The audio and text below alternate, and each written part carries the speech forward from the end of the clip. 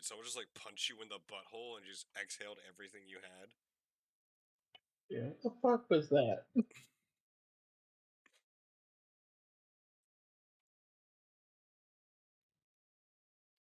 Jesus Christ, I just saw it.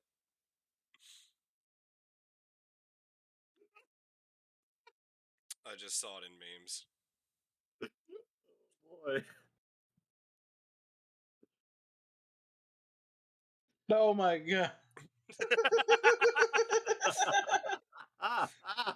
Warning, having sex in our field is not safe. Stay home, stay safe. People bailed up with their fucking underwear around their ankles. Fucking god.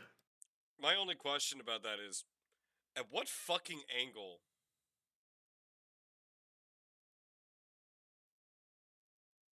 Yeah, no. Going through the whole Kama Sutra in my head. At what fucking angle are they just, like, looking at each other like that? Unless she is I literally, like, mean, a foot taller than him and just can just kind of look at him. it could have been missionary. Yeah, but then her shoes would be closer to him. If not behind him. He's got a top off. He's got a flat top. No, if anything, her shoes should be flipped around so they're facing the other way. I think you're missing what happened. One got picked up first, and then the other one got picked up second, which created a gap. What? Nah, it's fine. It's fine. Everything's fine. I swear, everything here is fine.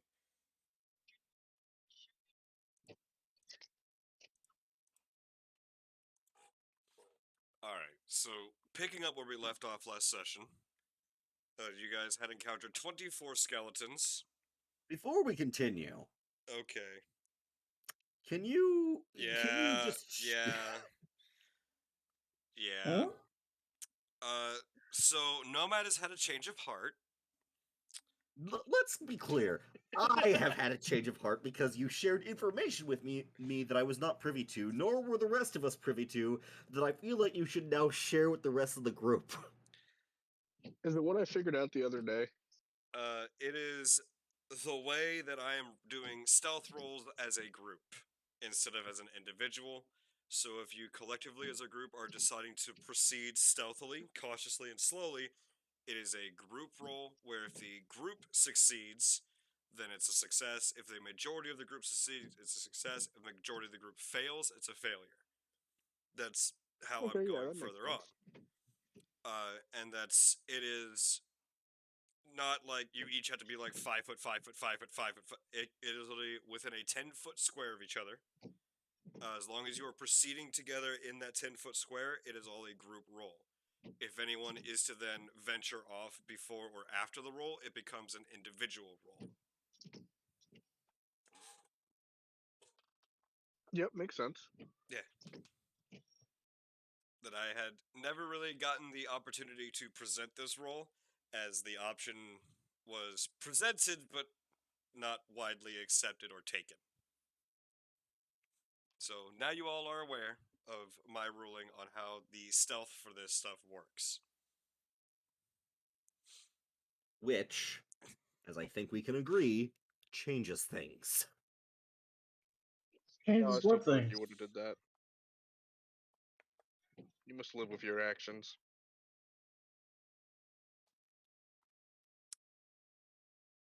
However, proceeding again on from last session, you had made it to Dravar. You had entered into the fortress of Dravar, though the door upon arrival seemed to already be ajar slightly.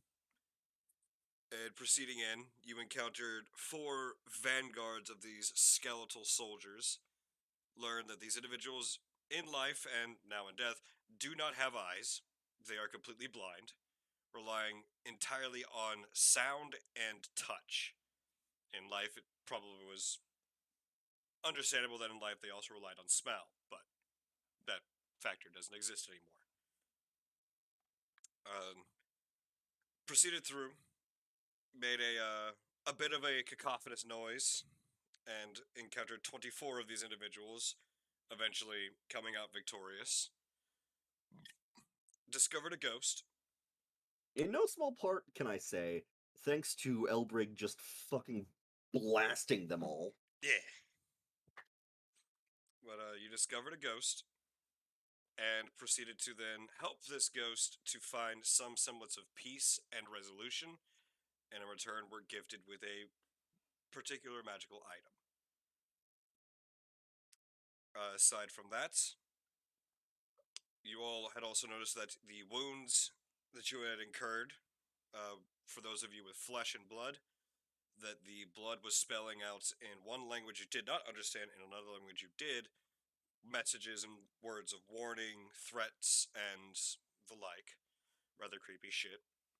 And also that your wounds did not completely ever heal. They left very visible scars behind. Proceeding forward, you are now up to the second floor, where you discovered along the walls that there are dashes, dots, and indentations, just periodically spaced out in seemingly a language of some kind, where you then realize that they're completely blind. They had to figure out a way to let each other know where the fuck they were and where they were heading. And proceeding forward, the last thing we had when we left off was that you had all come to a corner and were, again, just making your way downtown when Misted's radar ears picked up the sound of what seems to be fighting from a floor above. And all of you experienced the rumbling sensation and the shaking just echoing through the stone and the floor of something stomping around, seemingly also above you. She had also intended to send me how Misted would explain what she had heard, but yeah, she never really got around to that. So the understanding is that she hears a song being played that is very familiar to her, and the way she explains it to you all is that she remembers this song because this is the song that was being played in the tavern when both her and Tyrrell came under its effects. And recognizes this song as the song that Tempest was playing.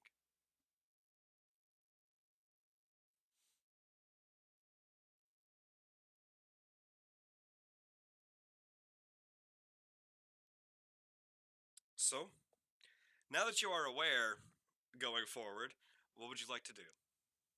Well, first of all,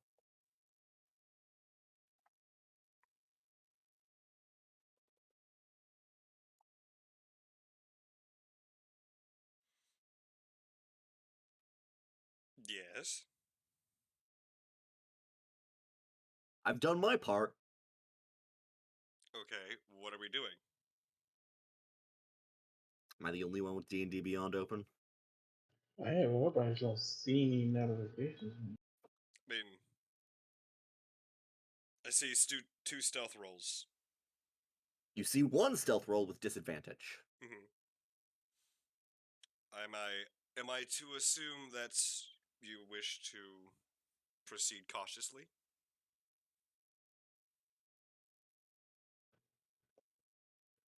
I don't know. So she's explaining to us that we hear the music from upstairs. It's coming somewhere above us. Mm-hmm. Well, Yeah, if she would explain Nomad that. Nomad heard the entire building rumble and felt the entire building rumble, and Misted explained that there is music coming from upstairs. He would proceed cautiously as he can.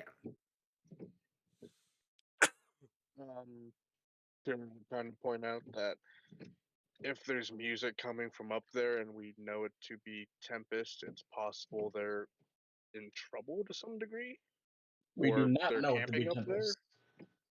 We do And not she know it to said be it was Tempest. Tempest's She song. said it's a then song. She heard the It was the song. same Tempest. song, not that it was Tempest. Yeah. But I say, you know, the just person because. that said that it was Tempest's song is what she said.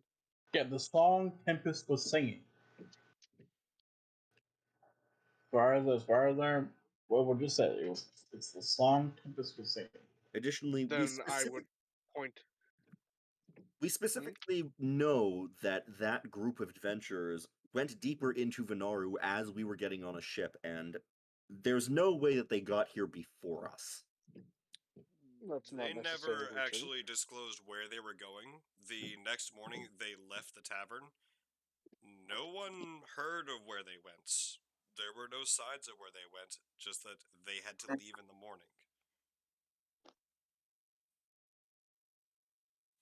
They never said where they were going.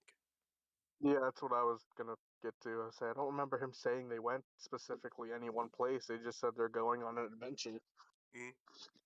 Yeah, that's fine. I'm just saying we don't actually know his symptoms. It's just Yeah. same song. That's Elbrig's point. Like, she hears that. That's great to know. That's still not. Let's not just like rush to their defense because it might not be them. You know, popular songs get played by different people all the time. It is highly unlikely that it is them. Let's put it that way. Meh. All right, so I guess we're doing stealth rolls. I'm definitely not rushing into it. For you, as you're running on Samson, use Samson's dexterity. Wonderful. We're exactly the same dexterity and no proficiency in dex, so it's the same thing. Okay. Okay. Take really long to roll. There. Wow. What the?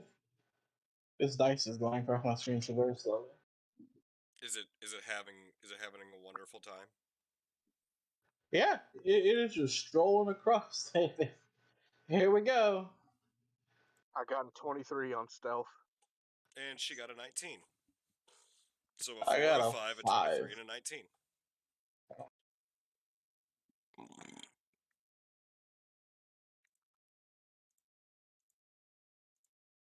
Also, just a point that needs to be mentioned.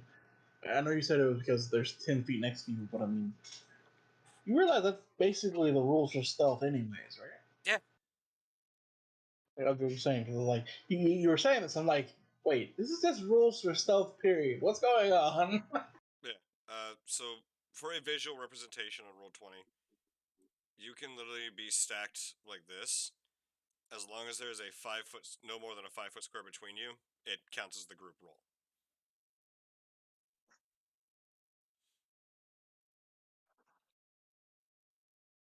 Okay.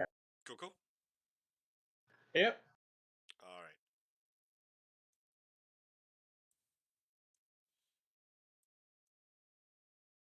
I believe you were over here, and I believe you were up here. Or she was over here, and he was over here. All right. Doing some quick math. Stealth rolls. I gotta be within 5 feet. So.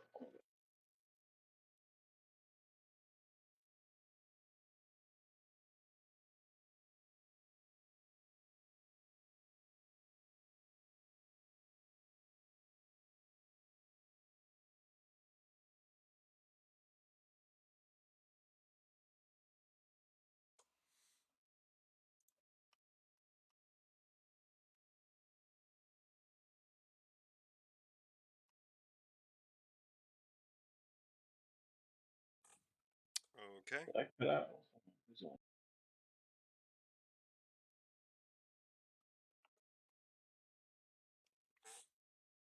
All right. Duly noted. So, what would you all like to do? We advance. Yeah. All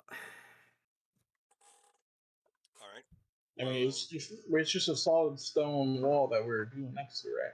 We yes. are in a corridor. It is stone all the way, right? Yes. Okay, then yeah, just waiting for Nomad and Misty to advance, I guess. All right.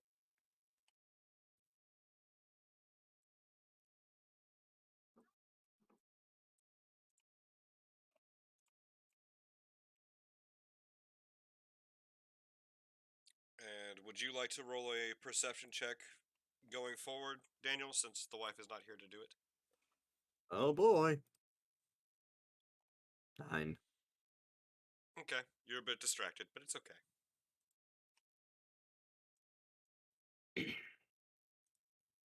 But he said no.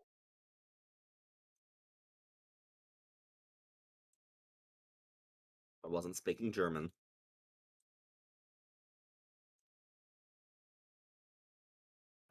Is there any evidence, like on the ground, like is there streaks or anything like that? Has Alberto looks down? Show that people passed this way before, earlier maybe? Um, for that, roll a perception check, and no, just cancel out. Okay, because I was gonna say with disadvantage because it's dark, dank, and musty, but then I remembered that you have your lamp, so the Mm-hmm. 20 feet of light. So yeah, it'll just be a straight roll of perception. It's your ship slowly. Roll very slowly. I don't know why this shit is lagging.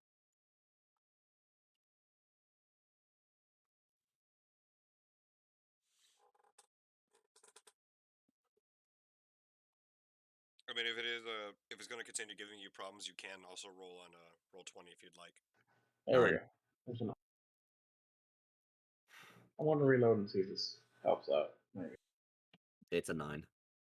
It is indeed 9. Good. Okay, I might be rolling roll 20 because All right, even with the reload, all right. most likely. I'll have that chat bar open now for that because yeah, I'm noticing that it's taking a good long while for that. But okay, that's weird. It's a 9 again. I'm just gonna, for the sake of this, is not an actual rule, but just to see Yeah, just if we win the lottery. please do check. Okay, we're not winning the lottery today. Okay, because that was a 9 with a 9 with a 9. Number 9, number 9, number 9, number 9. It takes you a little while as you're traveling down to keep up with everybody and keep pace. So it takes pretty decent length of this corridor before you start to realize that some of the bones and the stones along the floor are a bit more recently disturbed than much of the rest of it. And one in particular being what looks to be a femur bone, seems to have been recently cleaved clean in half, Like, blade? like a blade.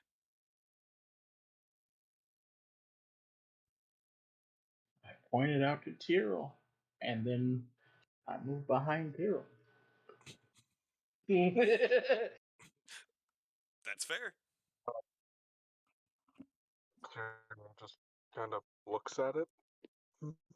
Yeah. I guess what roll to inspect it, maybe see if it was caused recently. If it looks Uh, like it's been split. what exactly are you looking for?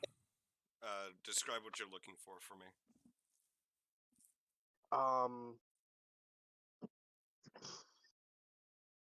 I don't know, going off signs of like from hunting certain creatures and stuff like that. Maybe something that would tell me if this was a recent mark in it, or if this was been like this, or any sign, something to show a shine of time and when it happened. Okay. I'm actually not going to need a roll for this because Tyrrell can make this assumption very quickly and this Okay. understanding very quickly. Uh, yes, it looks very much like what you guys just went through, and the method of which many of it was handled by a blade. This looks very, very, very similar to it. In fact, these also seem to be wearing that same tattered, worn and rotted armor that the 24 individuals that you had encountered previously were wearing. And also seem to have been, there's no dust collected on them, there's no cobwebs, stretching from bone to bone or through the armor. They look like they were moving around very, very recently, Okay. but also seem to have been cut down.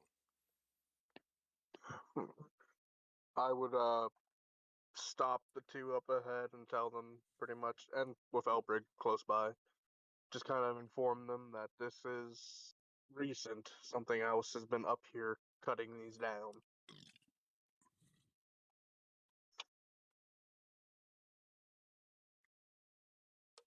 And that possibly that well, obviously now we're not the only ones in here, and they know that we're here from that Probably from that thunderclap if it resonated this high. All right. As you're all having this revelation, from above you, from the floor above you, you hear this echoing, rumbling. Just the entire fortress seems to just shake with the sound of this very loud, very powerful roar.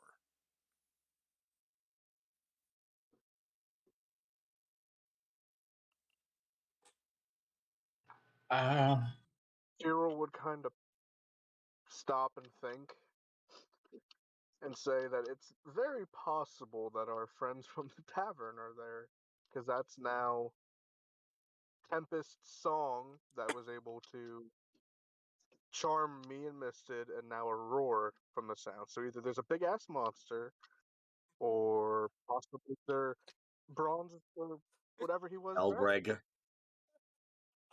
Elbreg, come back here. Damn We're not finished. it! I was so close to get around the corner. Don't worry. I will was protect you. just watching you go, and I'm like, there he goes. Don't worry, I'll feed you to them first. I just see Samson, Nomad. like, Elbrick has a hold of, like, Samson's ears, just kind of, like, reverse.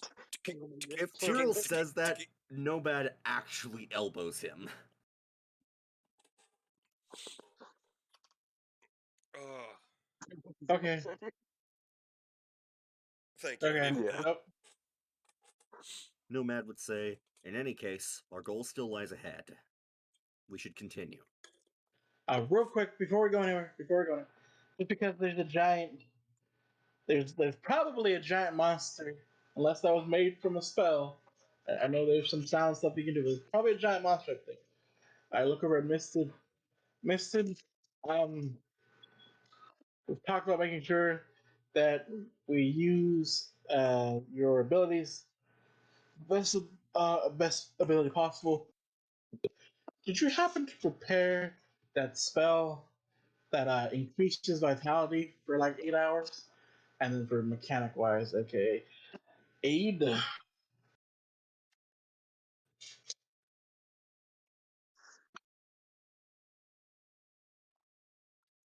Let's see. Yeah, this would be the time to cast it.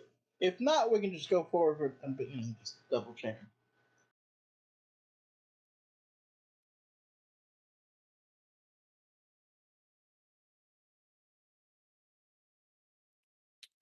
I believe she does have it. I just don't know whether or not she would be wanting to cast it right now.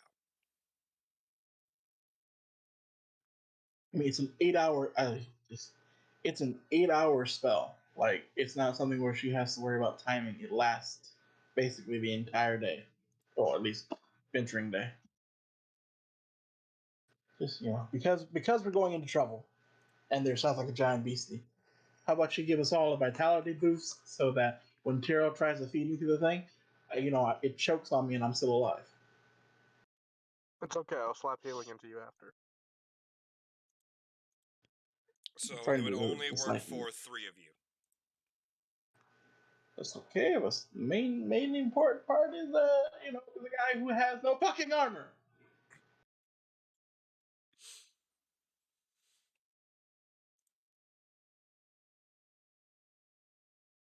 Yeah, I would say if you wanted to cast it on, probably the best candidates are, and even though I said that was me going no armor, Elbrig would say the best candidates are yourself, Tyrell, and Nomad, because you guys are kind of the front line, or at least closer to the front line than I ever stand.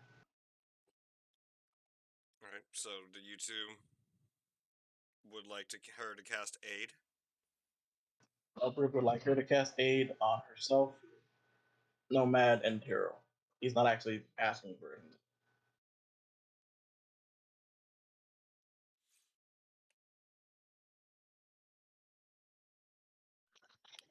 Alright. Tyrell would actually recommend it goes on Elbrick. Sure, why not? Tyrell doesn't want his, I'll take his. I was just being nice. Alright. Alright, so for the other two that would be getting it aside from her, increase your current health and your maximum health by 5.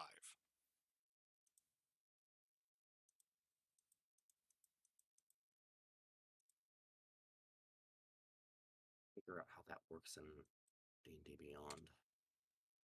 You have to literally go into your character editor and do it yourself manually.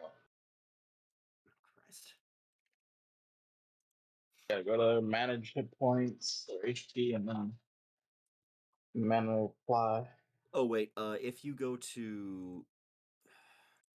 click on one of the boxes, it has max HP modifier. Mm-hmm. Oh, it does. Override max HP and HP modifier.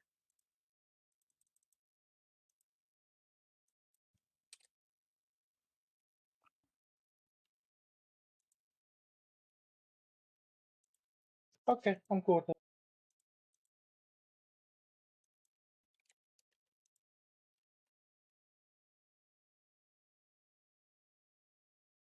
Yeah, so you're gonna want to use max HP modifier. Override max HP changes whatever your HP is currently to the number that you put in that box. Mm-hmm. So you don't want to put 5 there. No, for the max HP modifier, just add 5 to it. Yes.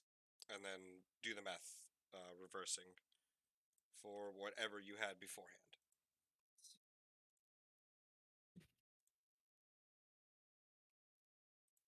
Cool, cool. All over the neighborhood. Alright. I'm just soldier on. And that lasts for the next 8 hours. Yeah. While she's doing this, Tyrrell would kind of take a second to listen in. Does it sound like we're getting decently close to the music?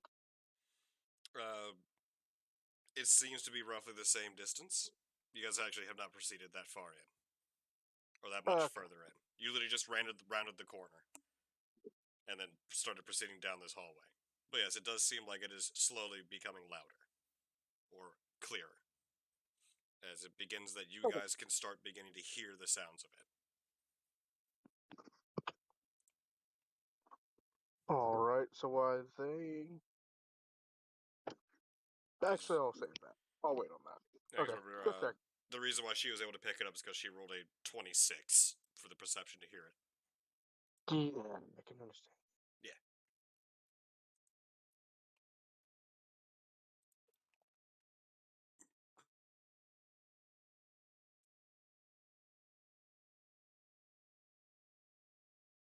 Alright. I'm gonna guess that it is you in front of Elbrig.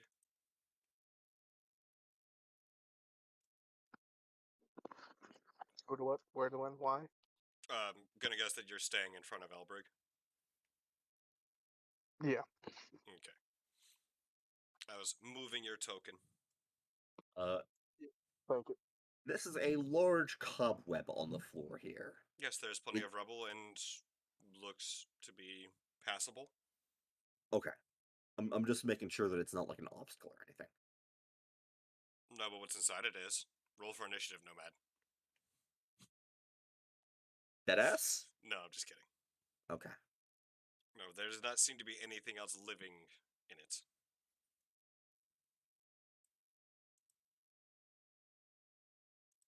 Well, at least not anymore.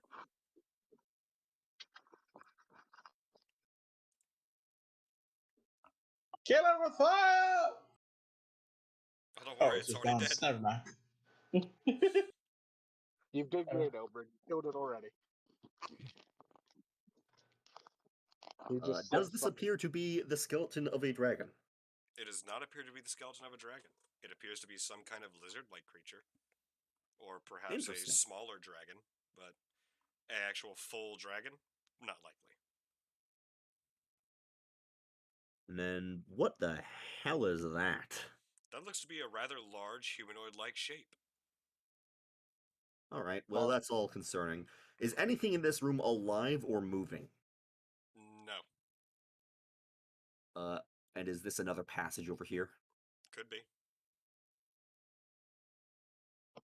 The answer is yes. Awesome.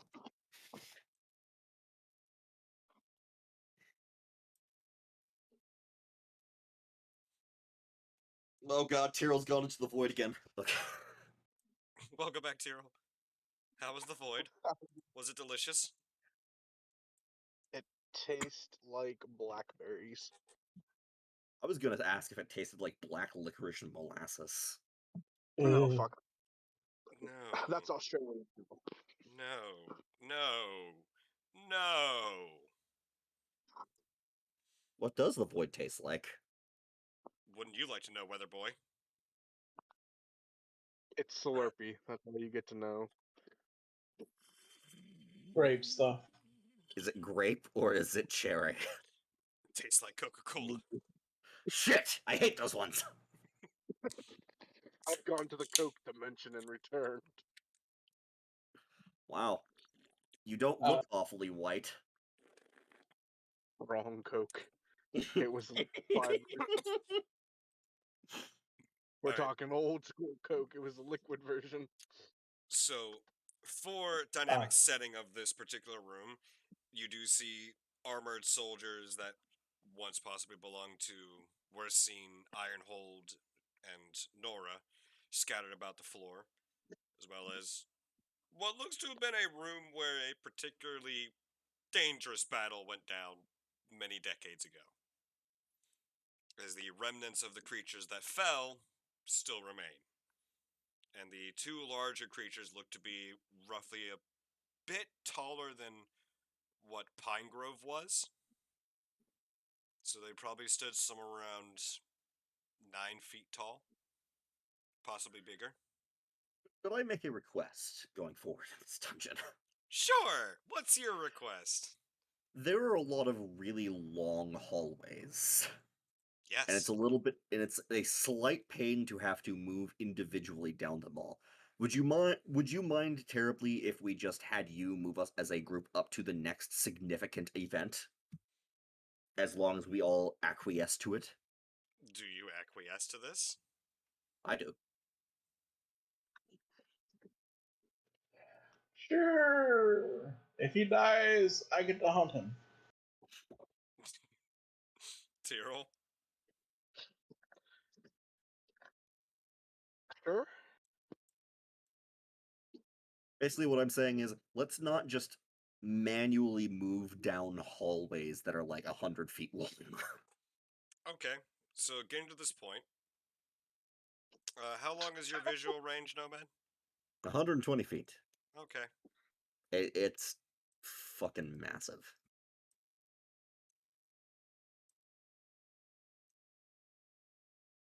Yep.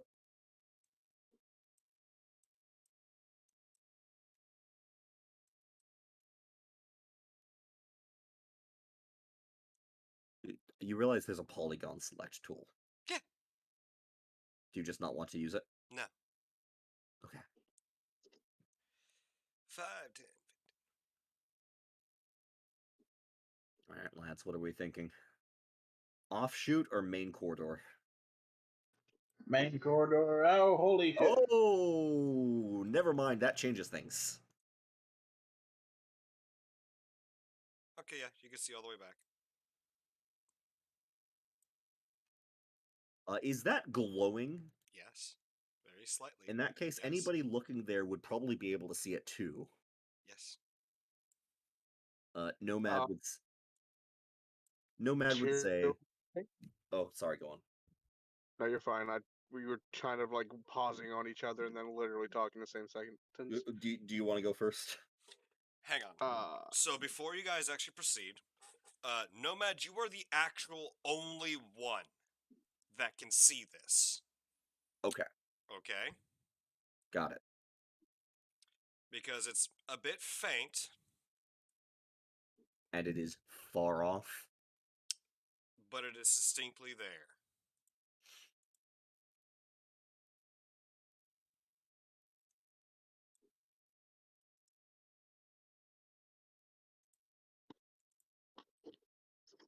Nomad would motion for everybody to get closer and say quietly,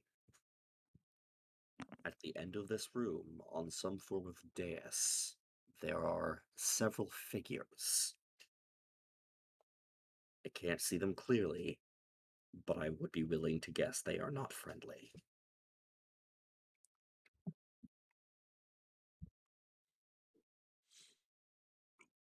So you're saying that there's several figures on a what now?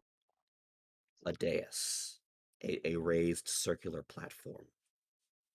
Do you No, see the I, Nomad kind of points into the room and says, "Do you see that faint glow?" would I see a faint glow? Very, very, very faint, but yes. There is a raised circular stone platform, and there are several figures, at least 3 gathered around it, and one on top of it. Um,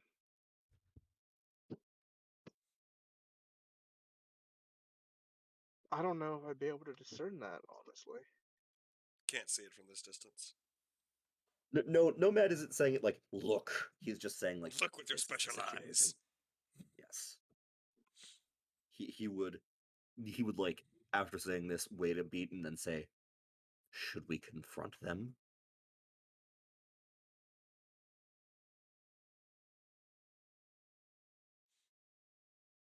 Um, I don't see why not.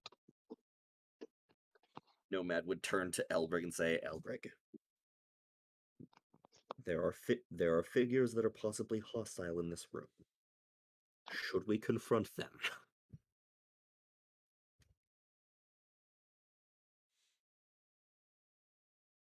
You can go last. Tyrrell would kind of recommend, I think maybe we move up quietly, and maybe we're in luck and they're like the other ones and they rely on hearing, so we can get close enough to see what's actually going on. Can I tell if any of them have eyeballs? The one that you can clearly see from this distance, it's hard to tell, but it looks like they are wearing some sort of completely visorless helmet.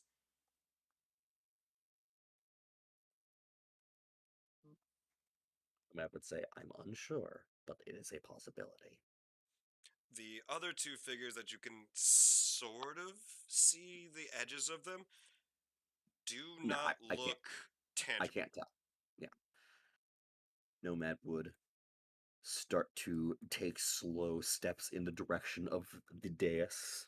Okay. Am I pronouncing this right? Hold on.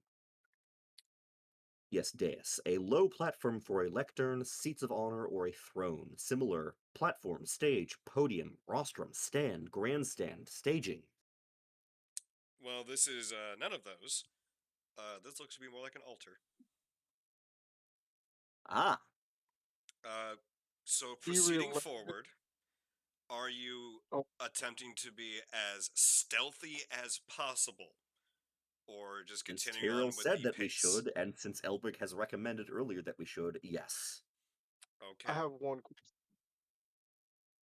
Would would Nomad know that it was altar like? I don't think he's Um, ever seen an altar before. this is true. He would notice that it is a raised platform that has a set of stairs leading up to it and it seems circular. And that it's slightly glowing. Yes. Okay. He could probably guess that this has some magical or supernatural significance, but never seen a fucking altar. All right. Who needs to go to church when the gods come to you themselves? Right.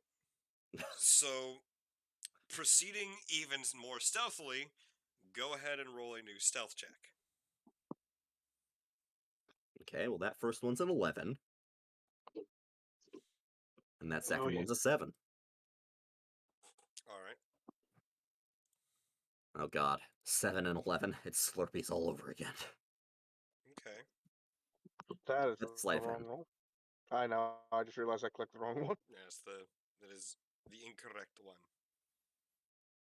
16. Okay. Okay, 2 16s, a 7. Elberg? Oh no. The black licorice. It's got him. Did the void eat him? It's possible. He's going to the Coke dimension. Stop him. Tampa, Florida. Wait, now. The Shadow Dimension, I'm sending you to Tampa, Florida. The Shadow I Realm? fucked that up real bad. Have you seen my brother Seto?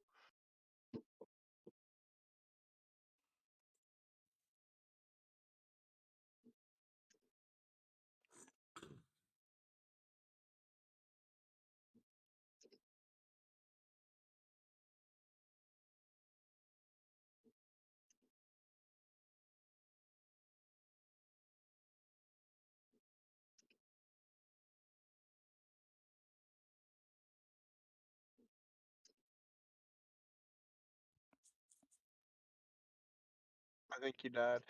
Yeah, I think he might have died. Oh no. Quinn, You you good? died. Oh, now it responds. No, we're asking you to roll a new stealth check. A zombie Oh, got him. oh no. Echoes. Oh god. What did he get? Oh, I did it again. I did it wrong. So I Not rolled that. 28 on the Not that. What happened? I don't see it.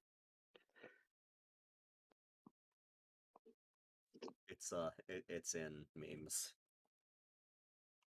Oh god. What did you do? There you go. Got a 3. They can Okay, walk, it is not loading for me on they that. can walk, they can walk, they can walk, they can walk, they can walk, they can walk, they can walk. Daniel. Yes. All right. It is not seeming to want to load for me. Go ahead and roll one in roll 20 for you, Quinn. Is that just your response to that?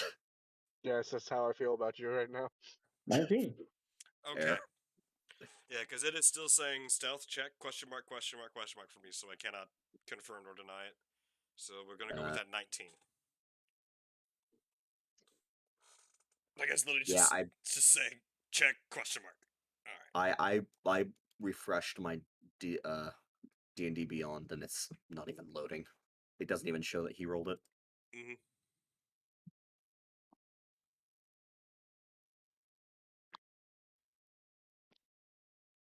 All right. With much more care and caution proceeding forward, I would assume it is Misted, Nomad, Tyrrell, and Albrig.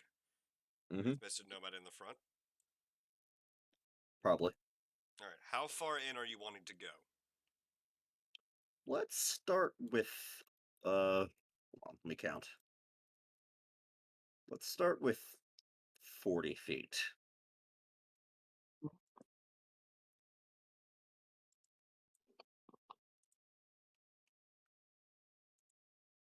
All right.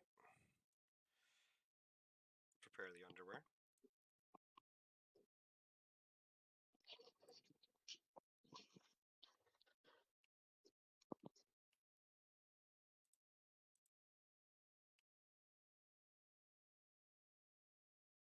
Do they notice us? They do not seem to notice you. Are we able to see it better? The platform they're on. A little bit, but you are not actually able to see beyond that point. Well, actually, for Tyrrell, it'll be that point. I think about this point, after looking around, Nomad would halt everybody and say, upon closer inspection of this room, it seems very ritualistic. Also, there are 3 distinct figures, as I mentioned before. One appears to be physical, but the other 2 appear to be incorporeal.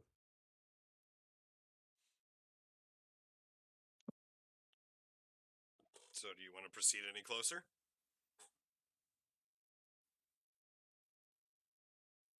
Nomad would wait for a second to see if anybody has anything else to say, and then continue proceeding slowly.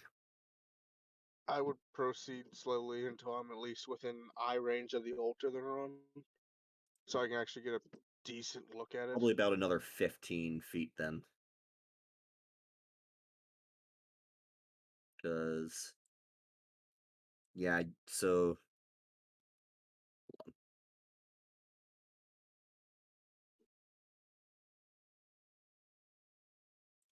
Yeah, we'd have to move at least 20 feet closer for that.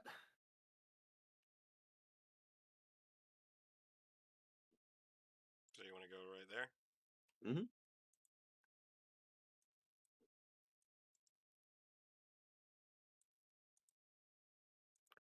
And now, Tyrrell and Misted should be able to see them. Yes. And while this altar in the middle of or in the back of this room here does seem very ritualistic, it also does not appear to be anything for like summoning. It does not appear to be a location of like sacrifice. In fact, there appear to be 3 tombs or 3 sarcophagi, 2 of which are lining the sides, and one is held up on a pedestal at the very back of it.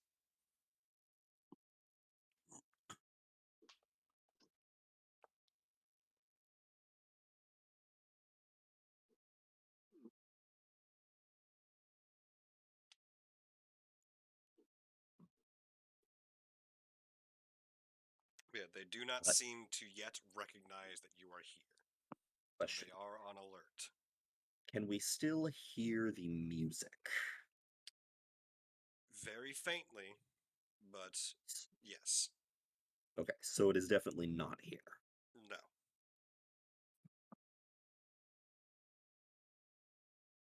So what would you like to do? Nomad would, at this point, stop and whisper back to Tyrrell, can you see them?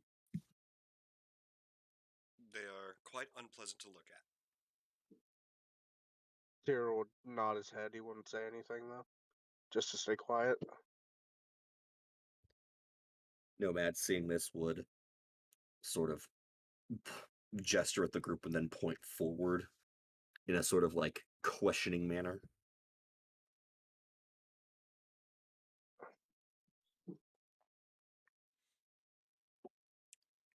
You do notice something though, Nomad.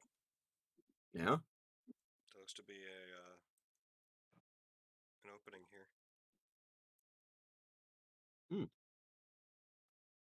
On the far back left wall of the room, there looks to be a 10-foot wide opening, seemingly leading out of this room.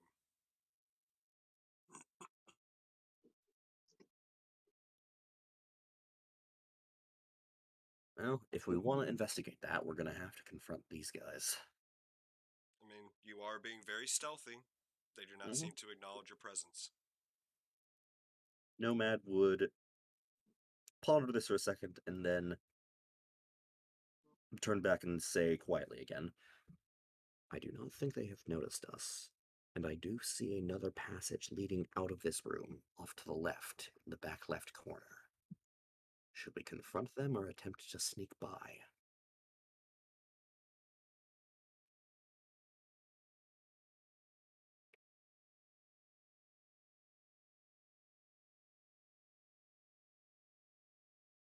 Um,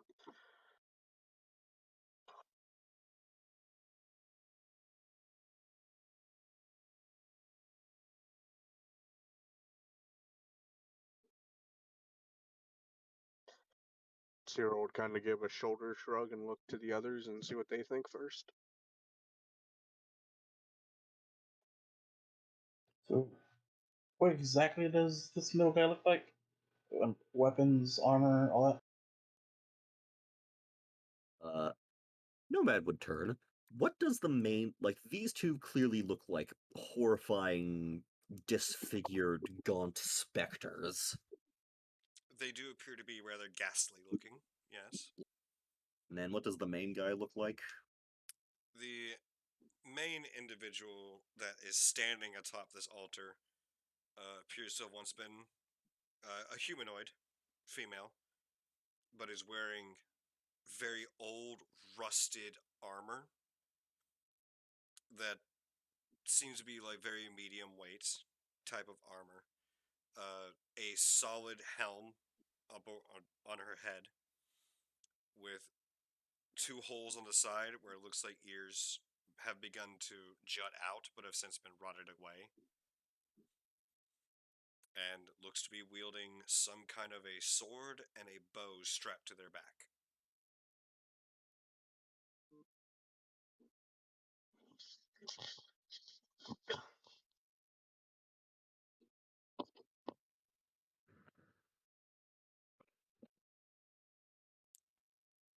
you like to do? So is he standing there staring at us?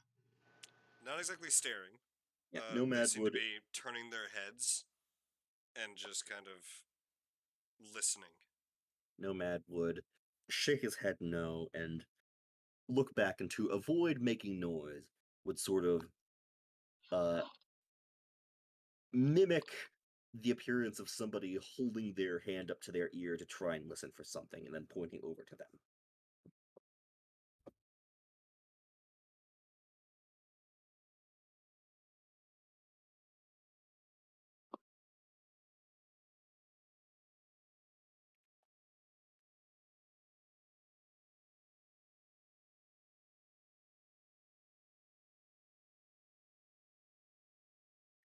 Okay, so what do you want to do? Do you want to try to engage them or try to sneak past them and go for the corridor on their left?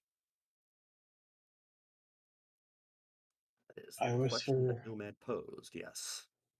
I whisper to Tyrrell. I'm just gonna move up here. Whisper to where everyone can hear me. Wait once. Better not to leave enemies behind.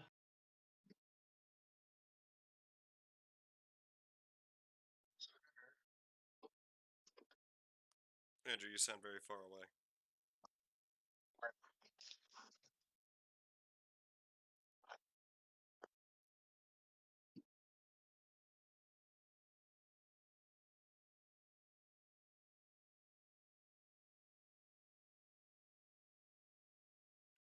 Does it solve the issue? Yes. Yes. Thank you. Okay. You're welcome. Yeah, Tiro would kind of agree. It's better not to leave him alive in case. Nomad would nod. His shield and ready his weapon. All right. Godspeed and Um, good luck. If we're all looking to attack,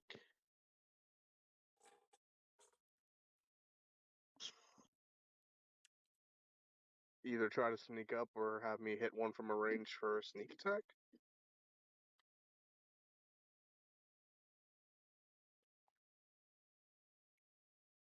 Nomad would ponder and turn back and say, let's try and close the distance a little farther so that if you do attack first, we can at least get into range before we engage in true combat. Okay. Nomad's going to attempt to. We move up 5 square. Nomad would attempt to move to this square. So another 20 feet. Go ahead. 1, 2, 3, 4. Is everybody else moving with me? Misted is moving with you. I Awesome. would be moving with you. Well, behind you, but you know what I mean. Albrecht?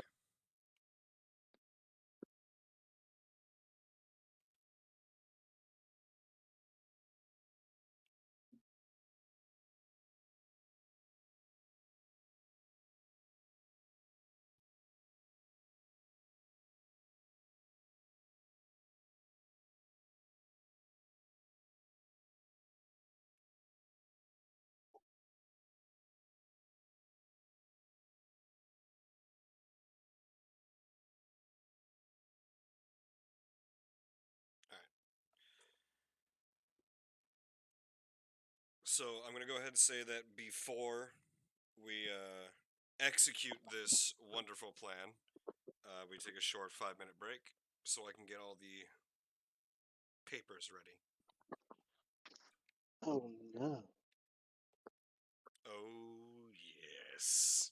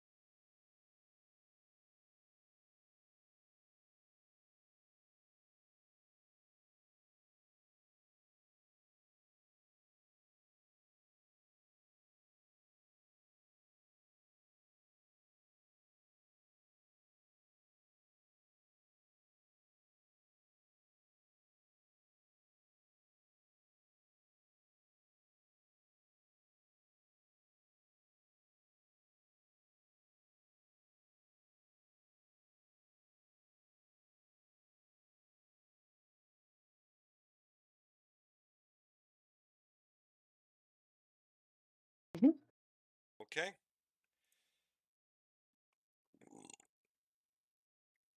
Wait, So, I'm not here. Okay, I'm here now.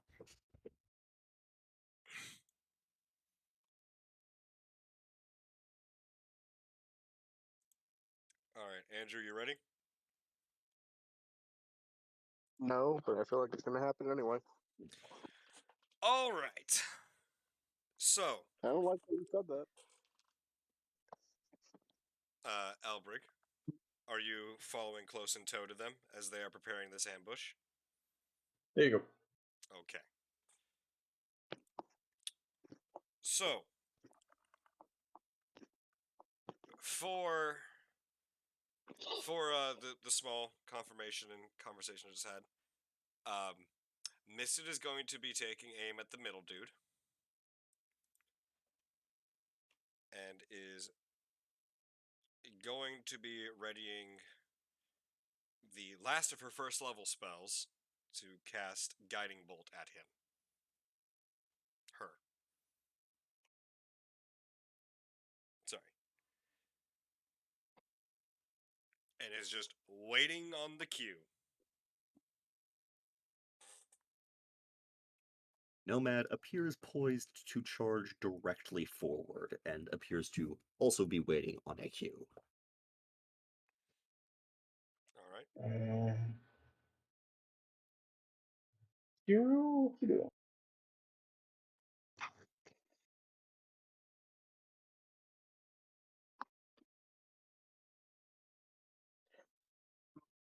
Um, Tira would kind of motion to those two, like to the bow in my hand, and point to the one off to the right, signaling he's going to target this.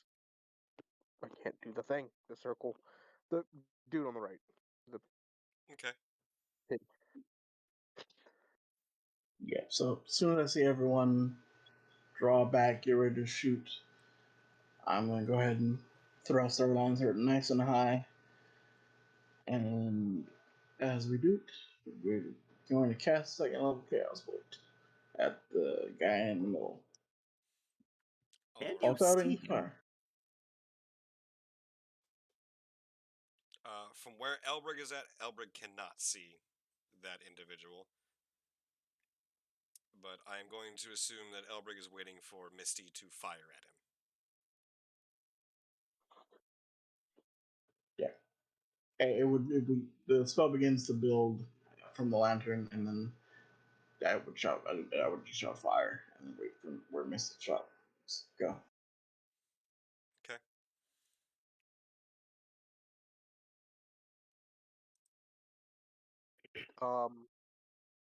I would say Tira would give a nod to Misted and then let loose the shot and try to hit the thing. Well, that's a 7 to hit. That does not fucking hit. For who, Misted? Oh, Or them? wait, actually, I apologize. I should not have rolled that. Ignore that. Daniel. Mhm. As she is not here, she has requested that you be the one to do Misted's rolls. That was my mistake. I apologize. Ah, Should I roll for my bow hit? Yes, go ahead and roll for your attack with the bow, and let me know what you got. Alright.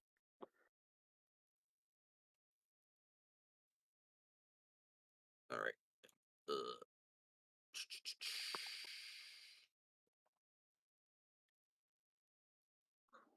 So I am unable to yeah, I'm unable to interact with her sheet. I can view it.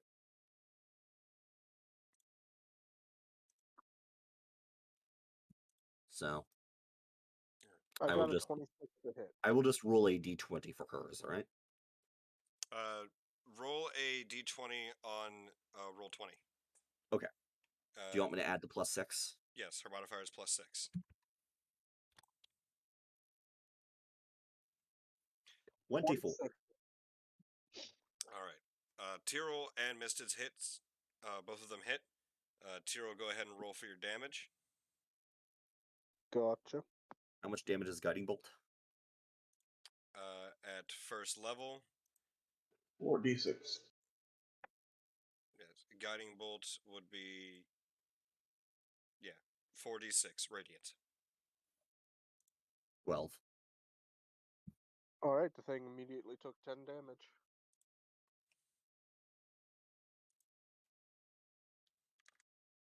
All right. And how much damage did Misty's guiding bolt do?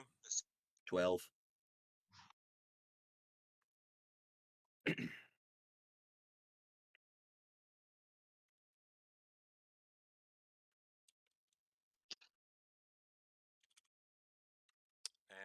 double that. So 24. Mm-hmm. 26 at advantage. It also hits because of the guiding bolt, right? All right. And go ahead and roll your dice in roll 20 for me, please. Alright. 1d6. Crap, why didn't you do that?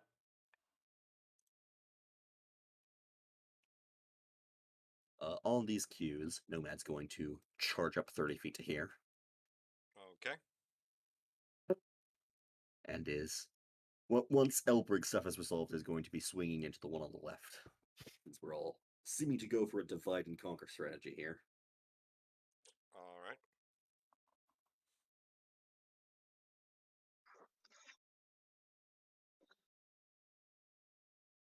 Alright, so we're gonna go ahead and as we're about to release the bolt, as the bolt hits, we tap into our meta magic that affects it. Use one sorcerer for empowered spell. Our modifier is a 4, so we can re-roll it to 4 of our damage dice. We choose to re-roll the 1 and the 2. Okay.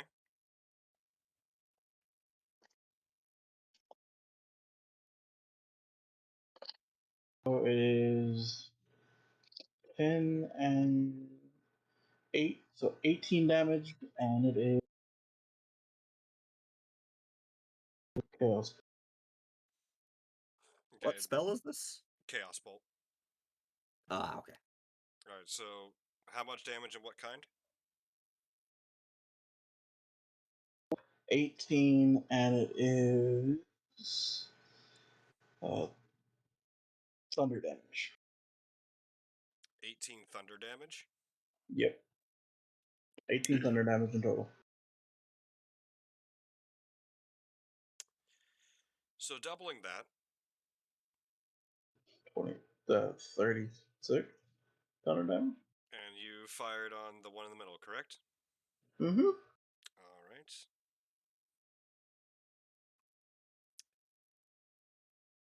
Yeah.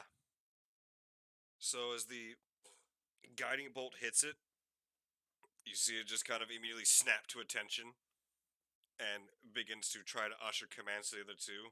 But before a single command can come out, a blasting, booming force erupts around it and just shatters it to pieces.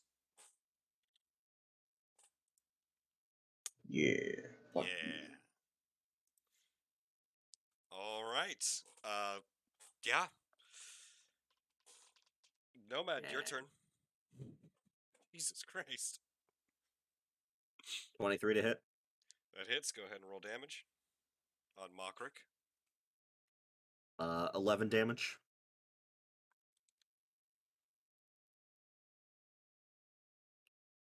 And second swing. 16 to hit. That hits. 12 to damage. So 23 damage total. It just and seems to dissipate and with Oh. a slight scream just dissipates out. Wait a minute. Were you doing that as like a normal attack round? No, Yes. that was his surprise round. Do you get both of your attacks during the surprise round? It is a attack, and he gets 2 attacks for an attack action. It is not a reaction. Okay, I didn't know if you got it. Yeah. Because technically, I also have 2 hits. I never used my second one. I thought you only got 1 hit when it's surprise. Double checking on the rules.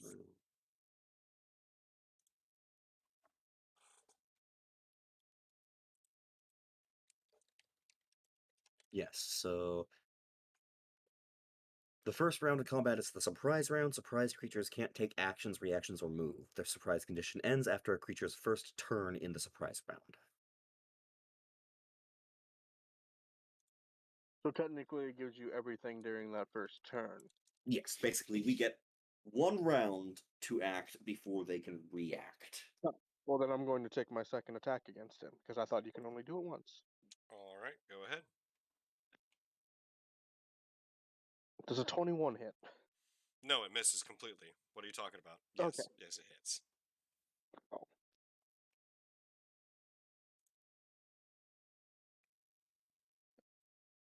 And Do you want to talk about it? No, he takes 4 damage. So he would have taken 14 in total off of that. Okay.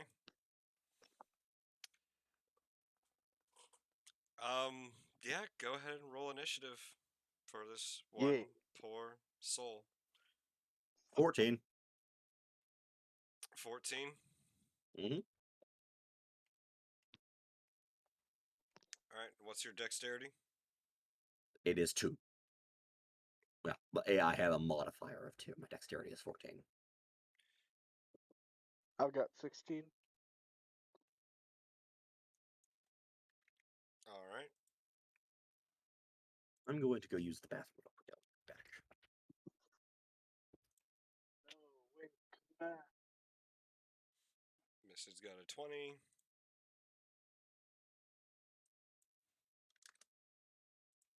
And for Elbrig,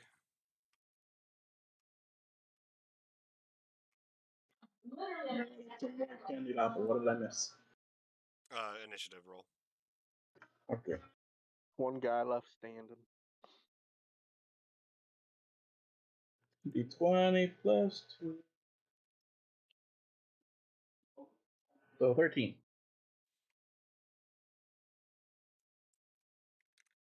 What? All right. So top of the round would be Misted.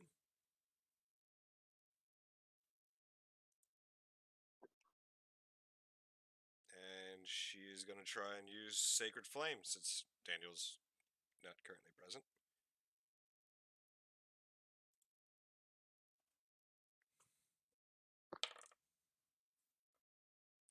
That is a... Yeah, no, it fails.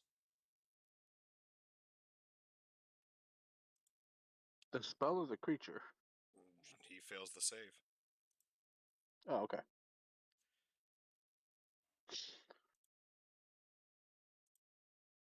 Yeah, and it just bursts into Yeah. radiant flame from the inside.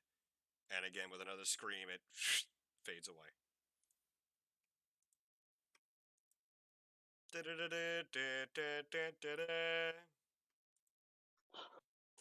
I spit on your corpse, you worthless fucker. Yeah. All right, now that that harrowing event is over. Whew, man, that was close. You almost had to fight the Death Knight. So should I tell you the good news or the bad news? I prefer the medium news. Oh, well, the good news is that from where Nomad is standing, you can see that this is in fact a corridor that leads somewhere else. The Okay. bad news is that as they seem to dissipate and die,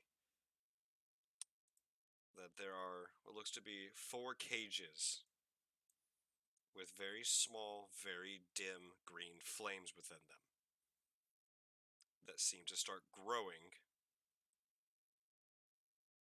very slowly, but seem to be growing, and something might be up.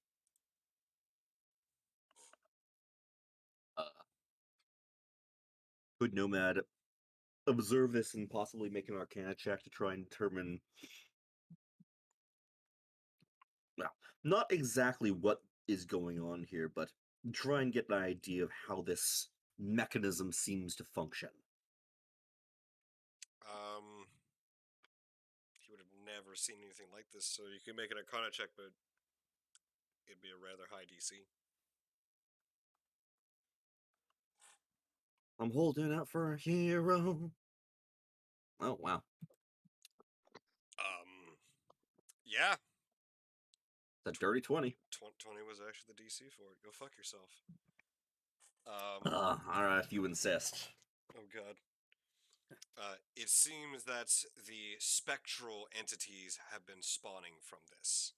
It seems to be gathering up the remnants of memories and souls and forming them into a new, not necessarily body, but a new entity. Each of these four. So this thing here appears to be, whatever this structure is, it appears to be gathering spectral energy and the remnants of souls and churning out necromantic beings. Seems that way. All right, who has a hammer? Break it. Is there any conceivable way to disrupt this process? It seems that it looks like the flames are what are gathering and growing to create this process, or to allow this process to happen. Upon examining this cage, which Nomad is right next to, does it seem like there's any way to interfere with the flame in a way that would cause it to no longer grow? It seems as though it is an ethereal flame, but that the cage itself seems to be, in some sense, slightly magical or runed. Oh.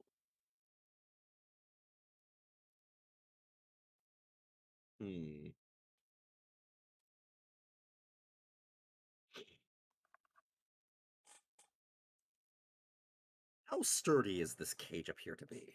Looks to be made of rusted metal. Nomad would turn and say, I believe that this structure is gathering energy and spawning these undead beings. It's possible that if we break these cages, we will disrupt the process. And then sort of like just lets that hang in the air for a second before like sort of half turning around to the cage that he's next to and like sort of slowly raising his sword, all the while still looking at the rest of the party like, should I do it? I'm going to scratch out a room before he breaks shit. You're gonna scratch out a what? You said there was runes on it, right? Yeah, it looks to be runes on the inside of the bars. Yeah, I'm gonna go ahead and but I have this wrong character. Never mind. Go ahead.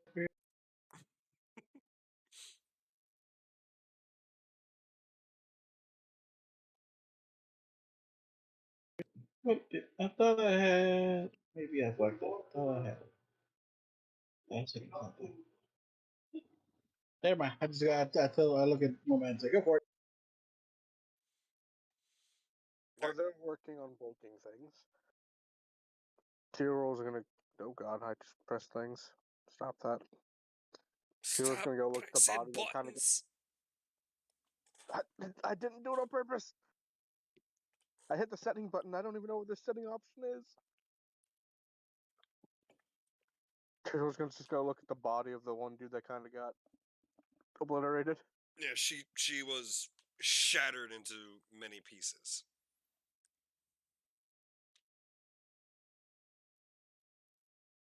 Yeah, you just see the remnants of what looks to be an armored soldier, but with a bit more ornate armor. All right. Well, in that instance, I'll walk over and look at one. Oh god, I'm in it now. Walk over and look at one of the sarcophaguses. The one at the very far back that is on a raised platform looks to be slightly opened, and looks to be where this particular entity crawled out of. As they seem to be some kind of captain of a guard or something. You can't really infer too much, but that they seem to be someone of decent importance. Oh, okay. Do the other two appear open? The other two do not actually appear open. Okay. Having received no naysaying from the others, Nomad is going to attempt to fucking swing and break this cage. All right, You had active encouragement from me. Yes, do that. do it, do it. No Misty matter the whole living time, on by his the way, own is account? scrawling in her journal really quickly.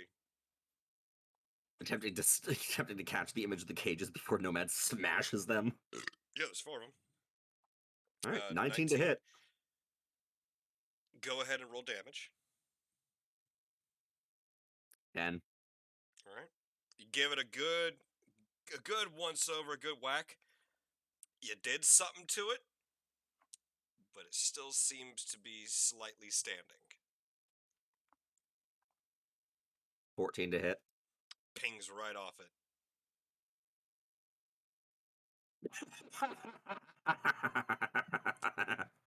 Yeah, you smack it and send it straight across the room.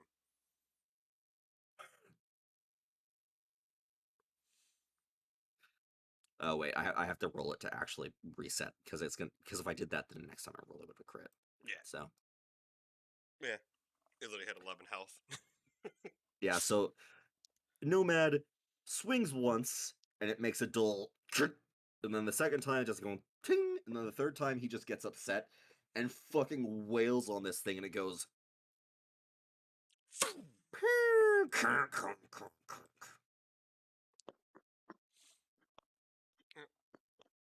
But As the flame disappeared, as you smack it across the room, you see the flame grow wild for a moment, and then all 4 flames completely dissipate.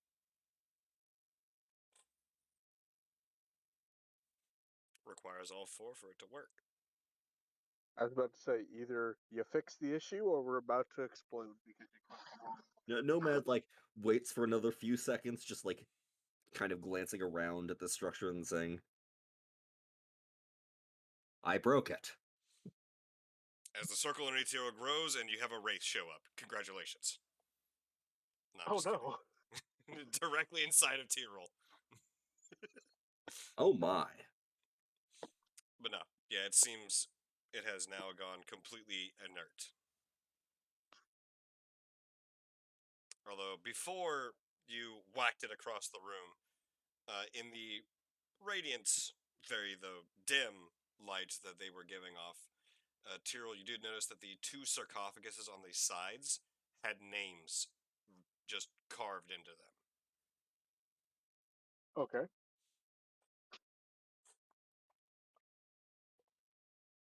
Couldn't really tell what the names are, but they look to be names. So yes, Could I these not 3 tell what the names individuals. are because Yeah, it's uh, written in a language you don't understand. okay, yeah, I was about to say, did I not understand it because the light went flying across the room or because I just don't understand language? You don't understand the language. Okay, just checking. All right, guys, time to move onwards. We still got. This was definitely not where that word came from. Nope. Although listening around now, things have become eerily silent above you. We might be out of time. Keep going. So what would you like to do? Nomad would sort of hear the silence and sort of say, "Do you think we should still be sneaking?" I mean, we've already made quite the racket with the exploding bones and the fact that you whacked the cage across the ground very loudly. Singing is done with. Let's just go. But you said it. Okay. There's a time and place for things, man. Don't you argue with me. Take your metal ass and keep going. Nomad just shrugs and starts trudging along. Going to assume Tyrol is following in? Yes. Yes. Yes.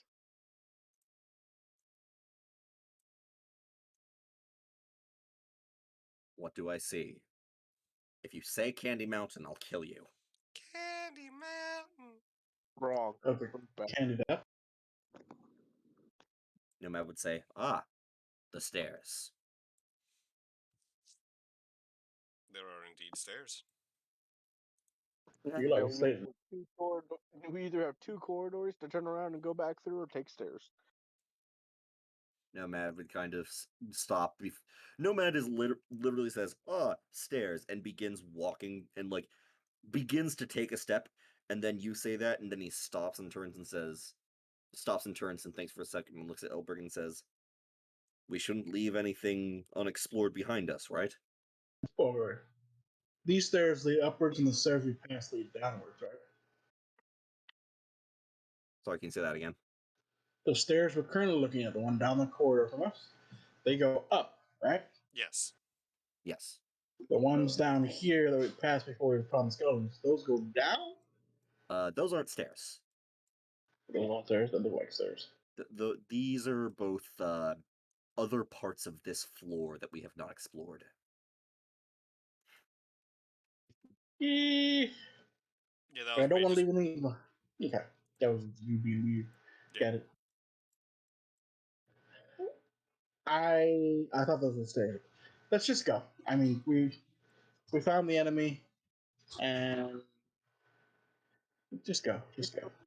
Yeah, we can always double back through later. Understood. Jesus. So you just fucking zippity doo does. Someone shoved the rocket booster in his ass. Something like. All right. Yeah. Nomad says, "Understood," and then turns around and it starts like vibrating weirdly, and you guys like kind of stand back, and then out from his shiny metal butt cheeks, a brilliant flame launches him 300 feet straight into a stone wall. Does it get like that white blue hop before you go flying? Yes. Okay. And it makes a sound like a jet engine. So any modicum of stealth is now gone. But he did achieve Mach 5. He achieved Mach fuck you. The Alright. best. So as the party ascends up the stairs,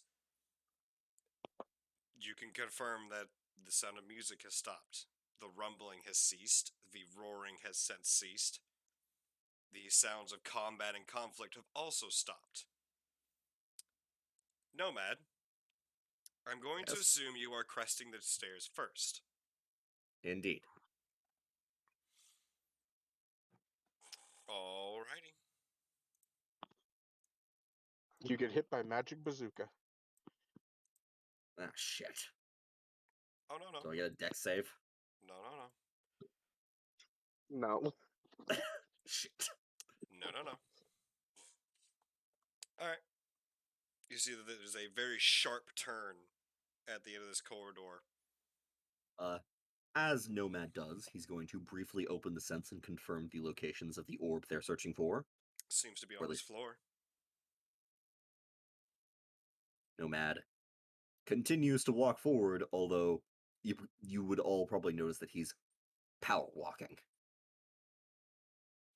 I'm gonna stop you right about there. Right there? Yeah, right about there. As, I'm going to assume Misted will be right there, and Tira will probably be somewhere up here, right? But our formation so far. Okay. 5, 10, 15. Yeah, Albert, you can see this. As soon as Nomad kind of comes around that corner, you see him stop and kind of lean back a little bit as there is a blade being held out from around the corner directly at him.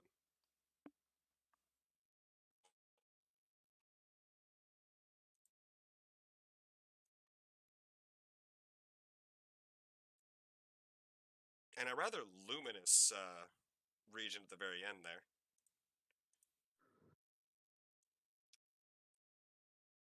I And assume the blade being held is being held by an arm, which is connected to a thing.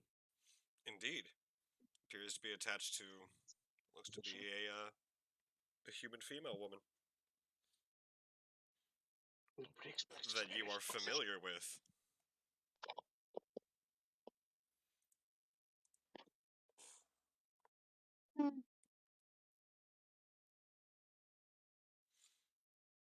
You are now face to blade with Ella of the Renegades.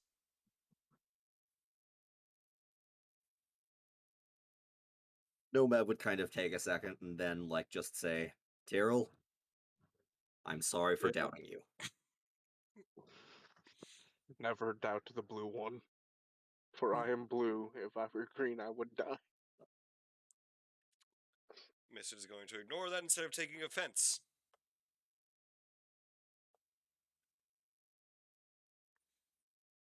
Yeah. Oh, I see what you did there. Mm. Mm. Yeah. You see Ella standing very shakily, barely able to keep herself upright, propped up against the wall, blade outstretched towards you, and is just covered in blood and dirt. Are the others in a similar rough condition? Tempest seems rather quiet and is just kind of zoned out. Has a kind of a blank expression on her face, just kind of sitting like against the wall, like all the way to the ground and against the wall. Kothter, who is the Dragonborn, appears to be laying on the ground, not moving. And Faro is next to him in a better shape, but similar shape to Kothter. Helicopter, helicopter. Nomad would, addressing Ella, say, we are not here to hurt you. If you let us, we can help. Okay. She does not seem to respond. She does not seem to have anything really to say. I look at nobody and say, "Who is it?" It is the group we met at the tavern in Serpent's Calling. What group did you meet at the tavern in Serpent's Calling? Oh, right, you weren't there. He was not That's there right. for that. Tyrell, it is the group that we met in the tavern at Serpent's Calling. You fucker. That doesn't answer my question. Tyrell just I literally believe they looks need at- assistance. Now, hold on. If you say that straight out, Tyrell just looks at you and goes, "Really? If You Nomad, said that? No Nomad just Nomad literally just turns to look at Tyrell and doesn't say anything, but the equivalent expression is dead ass. As there is still a blade being held to Nomad's face.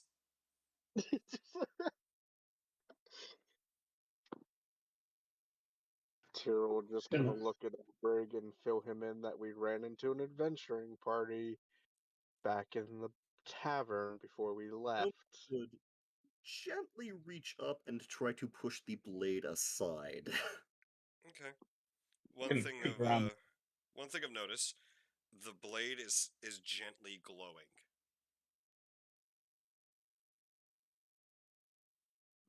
If Nomad notices that, he will choose not to touch it. Also, just so that the player is not wrong. Ella is my little necromancer lady, right? Yes, Ella is in fact the one that shared the skull with you. Oh. So yeah, as soon as I get around the corner and see it's her, it's like, oh, what the fuck happened? Why are you guys here? Hold up! And like kind of reach out a hand to heal her, so she's covered in blood and dirt. So just lean down from Samson and like lightly touch her hand, the one that's holding the blade, or just like there's no hesitation or anything. She's just fucked up, so let's just give her. Okay. How much would Do you I heal her succeed? for? I do get to touch her. Yeah. She does not seem to be moving. Ready to get stabbed. I mean, nothing. Yeah. How much would you be healing? Well, she did trade spells with me, so she gets a second level Cure Wounds. Okay.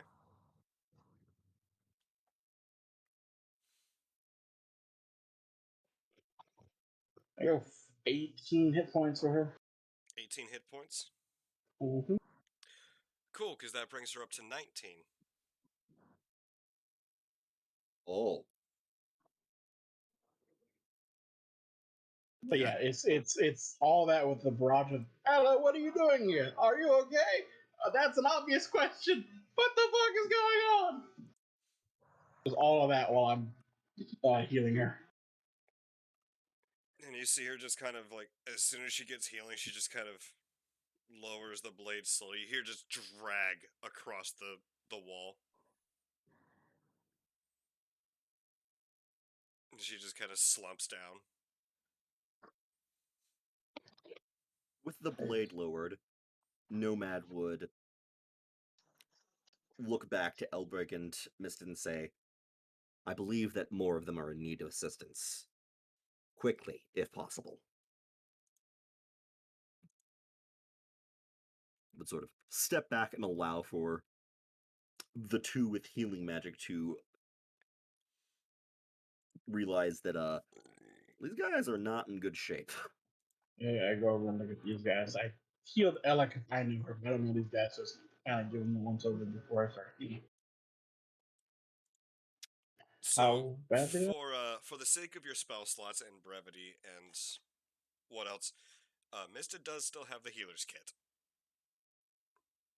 Mm-hmm. And will take sufficient enough time during this whole event unfolding to bandage everyone up and resuscitate people, as Coster was very much close to dying. I know.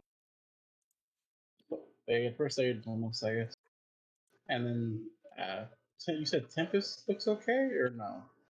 Tempest looks very blood spattered, but upon like inspecting her, none of the blood seems to be hers. She seems very much hurt and injured, but none of the vast amounts of blood on her seem to be hers. As we're getting first aid and giving once over, the Tempest, who seems to be the, I guess, least wounded, give her a poke and say, "Hey, what happened? She's still just Hello?" quiet, wide-eyed, and just kind of like staring at the ground. Snap in front of her eyes, like snap, wave, "Hello, hello." Doesn't seem to be responding. She seems rather catatonic. I think these guys are in shock, like some serious shock. Can we leave now? Let's just grab them and leave. Nomad is going to like look at Elbrick and say, Elbrick, we can't just leave. You Of sure? course You sure? Of course we need to help them, but we need to get what we came here for. But I mean, the roar for adventurers, I assume, of some renown, maybe, in shock and almost dead. This doesn't sound like a good recipe for success. It's okay. I got you. I got you. I'm gonna pull out my water spit and take another swig. Well, now, Nomad, as it's going on, Coster regains consciousness and just kind of like rights himself. And Coster is himself. He's wearing some really heavy armor. He is wearing what looks to be chainmail, at the very least. But outside of this, he is wearing what looks to be belted onto every possible location. Looks to be things like really thick blankets and quilted like materials are belted onto his exterior, including onto the greaves on his legs, as to avoid making any sound. He muffled all his joints. Yep, So he's like building. he literally looks like the Michelin Dragon. Ah, yes, the Michelin Dragon. Mm.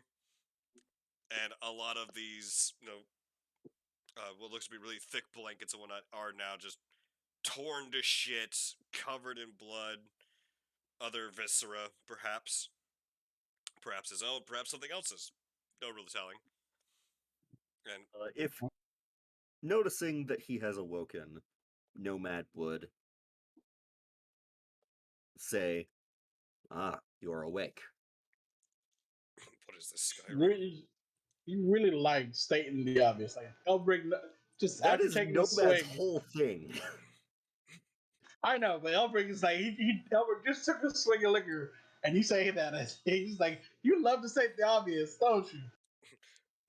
Ah, Nomad would kind finally of like awake. stop. We're riding in the back of this wagon for so long, I didn't think you Yeah. would wake up. Ah, finally awake, are you? You got caught in that Imperial ambush, just like us and that horse thief over there. Same goddamn thought process I had. I was No. about to start saying that. All right. I'm sorry. I'm sorry. After receiving the jab from Elbrig, Nomad would just like stop and consider and say, "Yes, I do that." Then you see Cawthon just kind of come to awareness. Is, well, I didn't expect to, well, see anyone else here. How the hell did you guys beat us here? What are you doing here? We left a day before you did. Okay, after that, what are you guys doing here? He just kind of looks at the rest of his party, just completely beat to shit. Just, well, we were informed that there was treasure here that hadn't been claimed or touched in over 50 years. So that makes it fair game.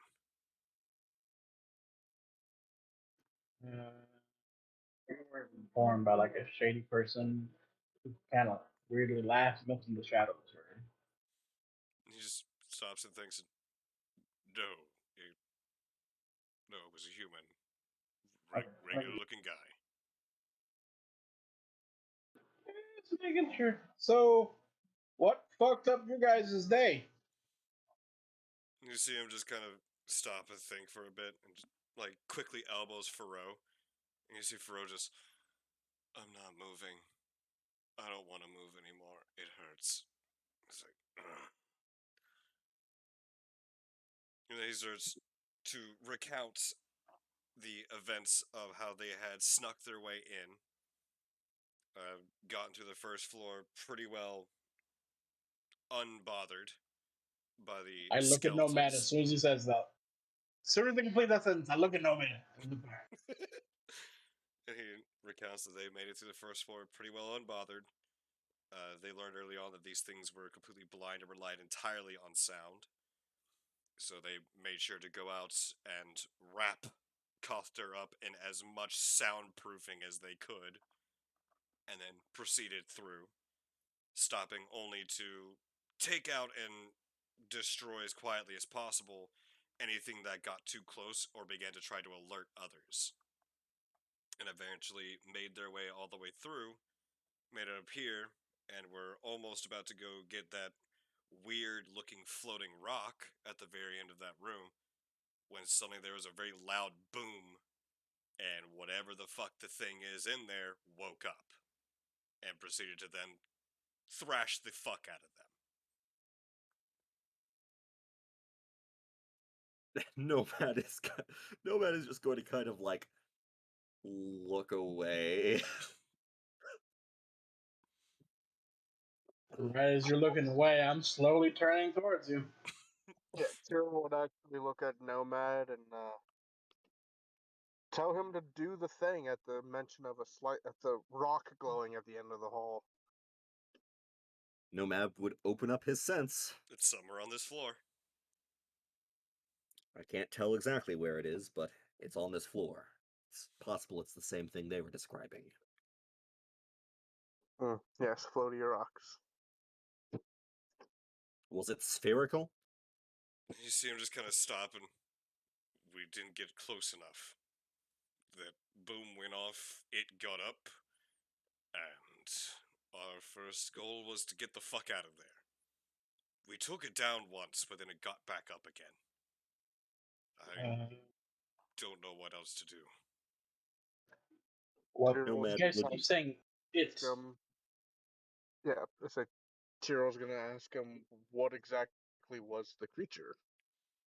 And you see him just kind of look over at you all and It was big. It is big. And it beat the living shit out of us. It was dark in there. Like, you can't really. And he just points to his face. He goes, I can't really give you much more than it was a shape. Nomad would. Did it hit you with like a weapon, or did it seem like it was swiping at you? It used its hands, weapon, claws, something. No, Nomad would interrupt and say, regardless of what it is, we've disabled the device that is most likely responsible for reviving it. If we have any hope of retrieving what we came here for, it's likely we'll have to go through whatever it is. And you see him just kind of nudges Faro again. For just, fine, I'm up. I'm up. I don't want to be, but I'm up. And he just gently lifts himself off the ground and like scoots, like butt cheek scooting up the wall to stand. Nomad would kind of like sort of put a hand up and say, I don't expect any of you to fight. We don't have to. Its awakening, I admit, was likely my fault. And they all just stop, and everyone just looks at Nomad.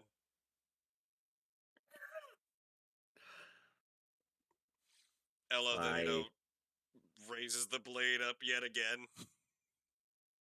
It was not on Cyril purpose. out and stops the blade a little bit. It was not on purpose, and we had no idea that you were in here.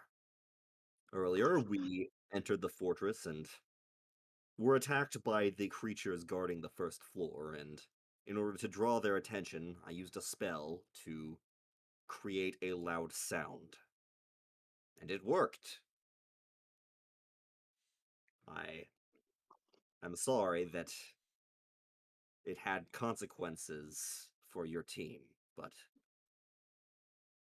I won't be so shameless as to ask that you help us fight a creature that awoke because of my action. You see Ella just kind of still holding the blade up. We'll address it later. And just lowers the blade again. But this blade is actually giving off a decent amount of light. Nomad is going to look to. Presumably, this looks like an opening, yes? Mhm. And this looks like a bright ass light at the end of the corridor. Mhm. Indeed. Nomad would kind of step forward a bit and say, well, there's only one way forward. And it's likely through a large, most likely undead creature. Cyril's gonna stop you if you continue trying to go forward. No, Nomad walked up to that point and stopped, and then said Okay, that. so if you continue on, he's going to stop you.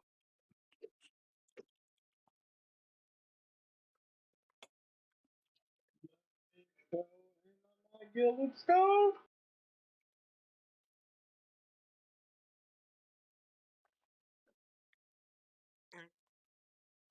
But you see Ella just kind of lean over onto Samson.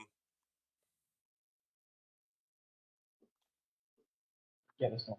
Nomad would kind of turn and look at Tyrrell and at Kofter and the rest of the renegades and say, since it seems it was my fault for awakening it, it's only right that I should be the one to bear the brunt of its attack.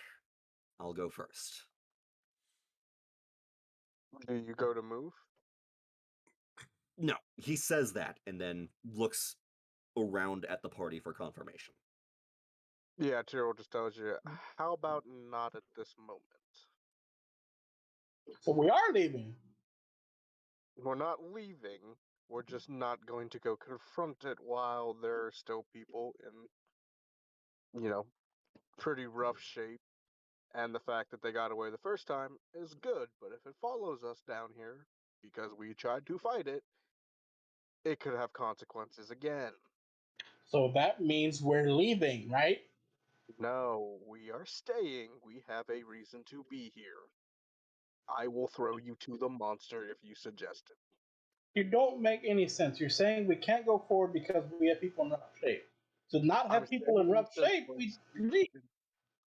I'm saying since we're safe in this corridor for a while, why don't we let them rest some and ourselves rest before we go chomping into whatever the hell's up there? How about we go rest in an actual safe location and then come We back? didn't clear all of the second floor. We're not 100% sure that's safe. I'm not saying we gotta clear them. I'm saying let's get the fuck out of the building with the wounded people so that they can We have proper cleared rest and the care. second floor. We left 2 hallways unexplored. Yeah, let's just go back the way we came. I'm not saying we explore the rest of the shit. I'm saying we leave and come back. Nomad, during this entire conversation between Elbrick and Tyrell, has kind of just sat down and is leaning against the wall and just looking at you guys. I don't get this all hell. If we don't have to go in there right now, because we want to take care of the wounded people, let us just leave this entire area, take care of our wounded people, and then once we're all healthy, we can all come back and split what we find. That then we have an entire 2 teams of adventurers to do this shit. Instead of taking a short rest here, not getting all the rest we need, and then going in. I mean, I've used a good amount of my mental acuity when it comes to spellcasting. I don't have too much more right now. If we go in, no matter what, if we go in right now after a short rest, I'm going in half cocked here. I don't have a full barrel. And this sounds like something where I need a full barrel on. Nomad actually stops and turns to Elbrick and says, "You're out of spells? But we took a rest earlier." Like I said, I'm not out of spells. I just don't have all of my spells. I don't have that many more. Do your How long does it take for you to regain your spells? A full day like most people. Wait. Yeah, no, that's normal. That's not strange. Nomad kind of just looks at you for a solid minute and says, "Oh,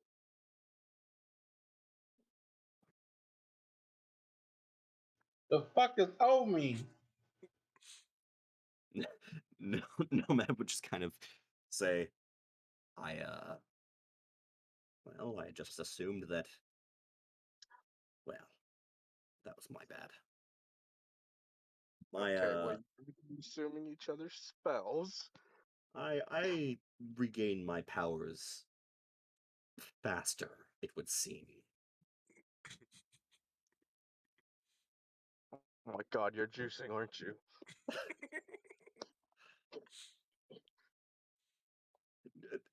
Nomad looks at Tyrell and says, "Tyrell, I'm incapable of consuming liquids. I don't drink juice." I don't know what you put in that body. Important. It's okay. Seriously, I love that we love levity, but this is really out of time. I mean, I feel like I'm making sense here.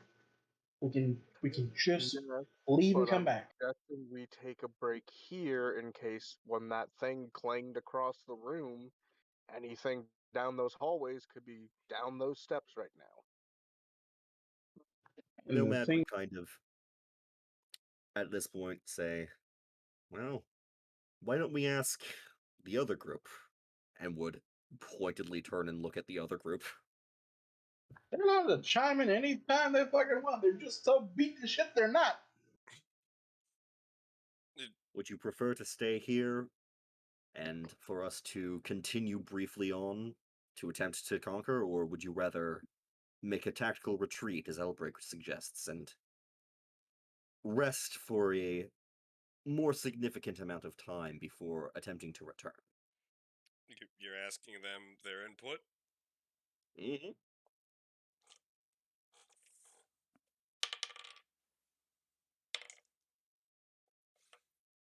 Nomad feels it's only right, as they are now a part of this entire decision. Well, Cotter's decision, or Cotter's input, came up to a 5.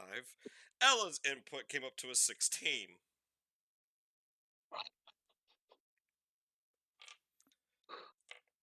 So, Cotter, being the noble dragonborn that he is, begins to suggest, that they'll back you up like a short rest and off we go. Which is quickly and very decisively silenced by Ella, who instead seems to agree with Elbrig, as she also used a rather decent supply of her magic. And that, excuse me, Ella also seems to point out that Tempest does not seem to be in any shape to proceed onwards at all.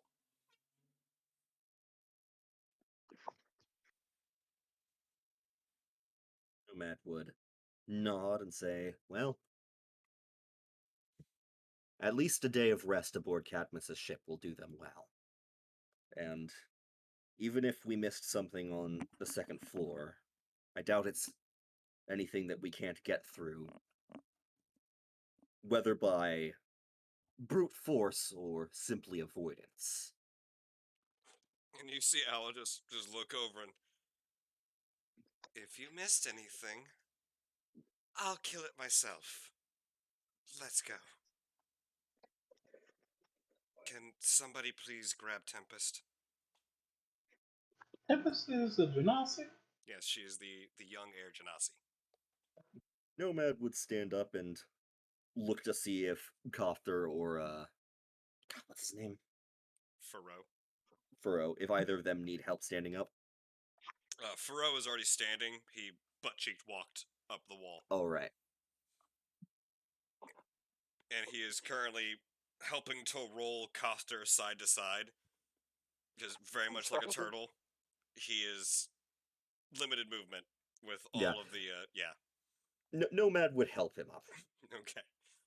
And Coster gets up and, yeah, he's got some pretty decently heavy armor on as well. But it's all just stifled and muted, so to speak, suppressed by sound, by all the padding and whatnot that he has on him. And he just, well, now I know how it'll feel if I ever gain another 80 pounds. And begins to trudge down the hallway back towards where you guys just came from. Mhm.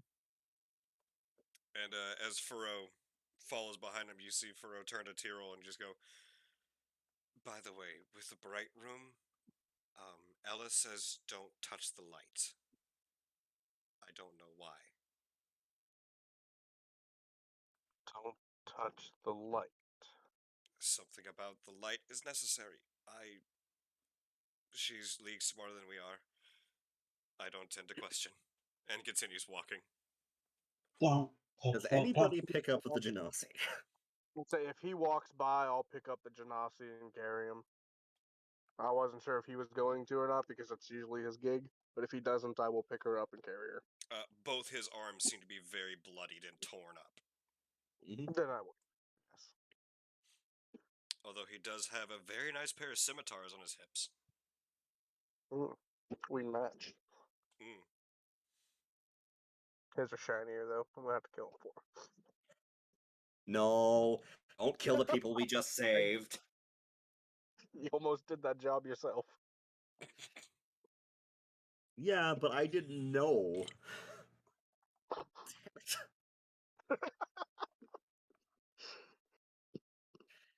Alright. Yes. On the way back down, despite any resistance or declarations otherwise, Ella seems to be leading the way back down.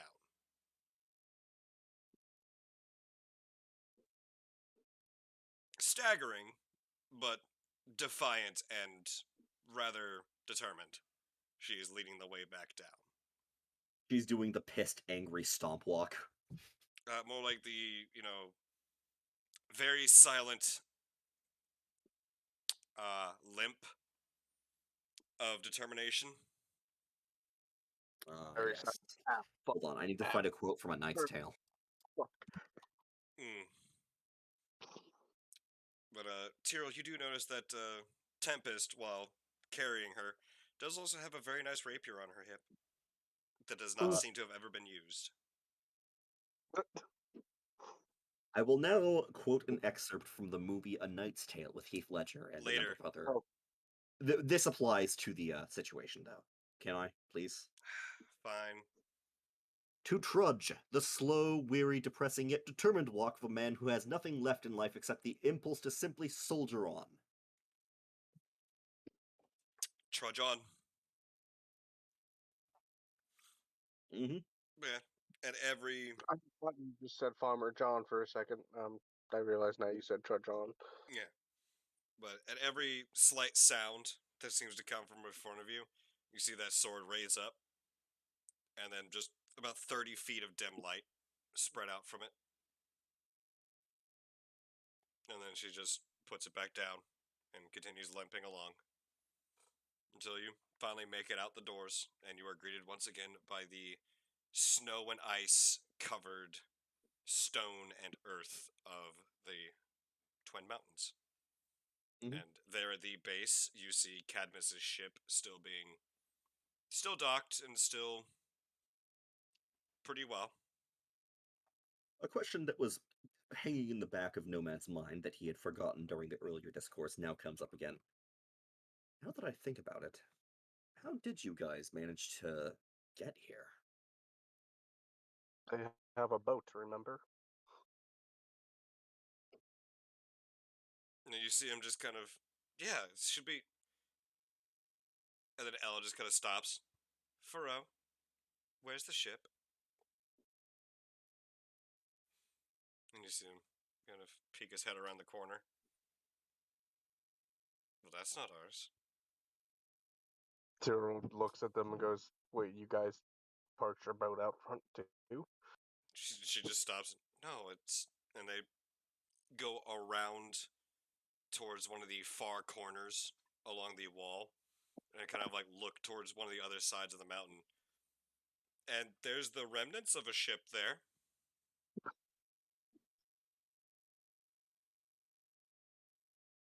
It is a Tyrell much just kind smaller of follows ship him. than the Shattered Star, but very much more ornate. But And Tyrell in just ruins. kind of follows him around the corner and says, "Did you park your boat over?" And then looks down at what he sees and goes, "Was that it?" you see her just kind of stop and look at Furrow. You didn't pay attention to tide, did you, Furrow? He just. It parked just fine. In my defense, it was there when we left it. Nomad's going to walk around the corner and after hearing this and see the sad remains of what once was a ship and say, "Did you have supplies on board that you needed?" And they just kind of nod and aboard your ship then. While this is going on, Tyrell would look back at Kofter and see what his expression is like. Oh, he is just completely lost at this point. He just sits there just. Nomad would nod and say, "I'm sure Cadmus will be willing to accommodate you, though he will request that you, in order to board his vessel, provide labor to help it keep running." Alright. So, with that, you all make your way to the Shattered Star. Mm-hmm. Everyone gets acquainted, acclimated. Just real quick before we fully leave the scene along the way, are there any lights or anything coming from the building that we exited from? There does not seem to be any. Okay, no, just making sure. it seems that whatever you guys had done was successful. But with that, I'm going to say we're going to take another short break. Probably about, I'd say, 5 to 10 minute break. Awesome. While I get All right. everything caught up to speed, and the wife can be joining us. Awesome. I think you mean possum. All right, I'll be back.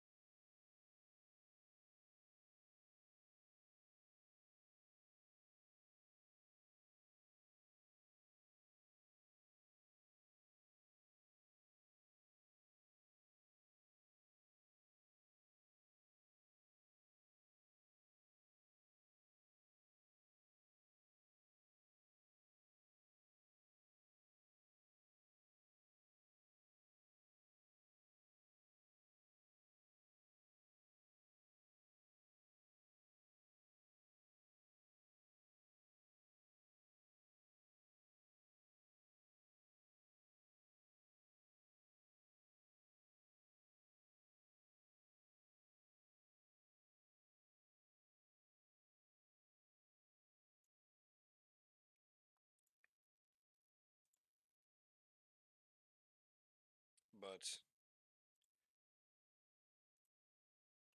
proceeding with the next day's wonderful series of events, after food, rest, and restoration, Tempest is still very much just catatonic. She is very out of it. She has since been cleaned up to a reasonable amount, or to a reasonable degree. Cothter is bedridden for possibly the next day or so, as he was literally on death's door Yes. when you guys arrived to save him. Faro has both of his arms had major, massive lacerations. So while he was healed, it's still going to take some time for the soreness and the actual damage dealt to him to be undone or fixed. But that Ella, despite her many various injuries, is determined to go with you guys to kind of make sure you don't get into too much more trouble, but is voluntarily has basically said that she's not fighting that fucking thing again. Fair enough.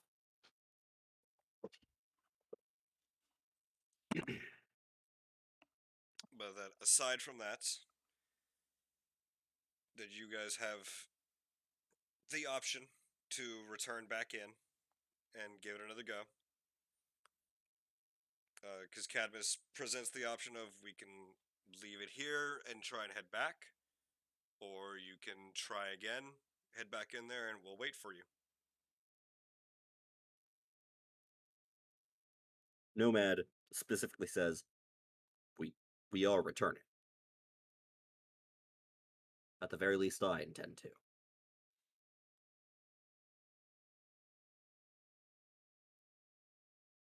Yeah, we're going back.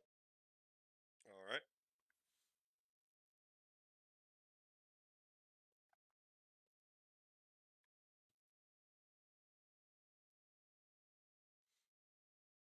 And he comforts Ella and reassures her that the other three will be very well taken care of. And that should they most obviously need a ride back to Serpent's Calling or wherever they wish to go, that he will gladly drop them off wherever they wish to go on the return trip.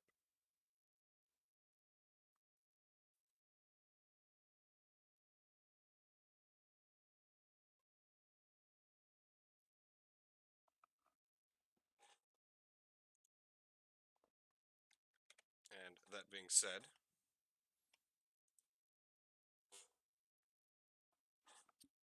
as you all would return back into the fortress, making way up the steps, going through the doors again, you notice that the light given off by Elbrig's lantern seems a bit stronger now.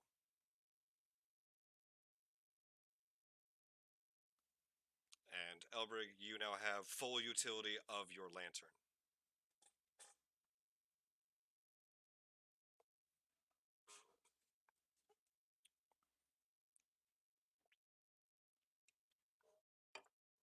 As it seems that whatever was occurring on the second floor was the cause of the light being dampened the way it was. Wonderful. So you now have the full range of vision that it offers. So, So 40 40 feet. Yeah. Mhm. 40 bright and 40 dim. 20 bright, 20 dim. Oh, okay. Yeah. He has the hooded lantern stats. So it's 20 bright, 20 dim.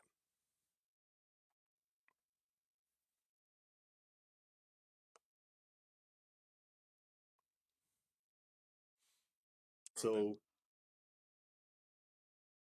as the group and Ella is progressing back through the fortress, on the second floor before heading to the altar room, Nomad would ask the party if they want to explore those offshoot rooms that we did not look through yesterday.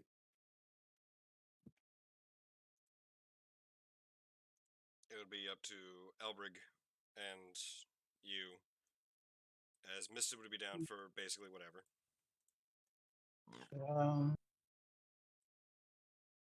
Yeah, I think we could. Just in case.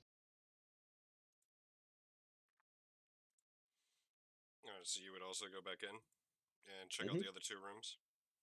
Yep. Pardon me just a moment. Ah, yes. Now begins Ricky's long struggle to find the correct page for us to go to. Oh, it's not a long struggle. I have them in order. I was resetting everybody's position on the map and including Ella as part of your adventuring group. Ah, okay. So, being Nomad, Mhm. Nomad would, of course, investigate the first room first.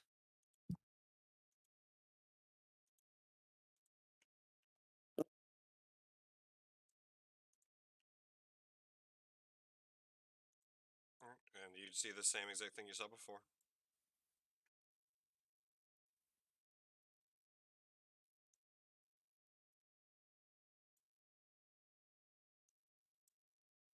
What is this area? From the looks of it, looks like it used to be perhaps some kind of Balcony? balcony. Battlement? Or, yeah, there are Something like that. in fact, it looks to be old windows and shattered glass that, for no other reason than to seem to give airflow, as the glass itself seemed to have wooden struts between them to allow gaps for air. Is there anything in this room other than that? Does not appear to be any longer.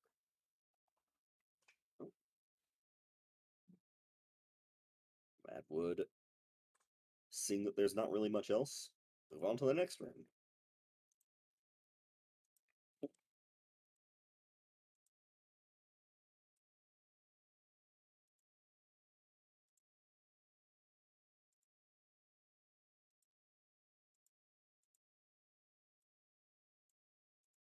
All right.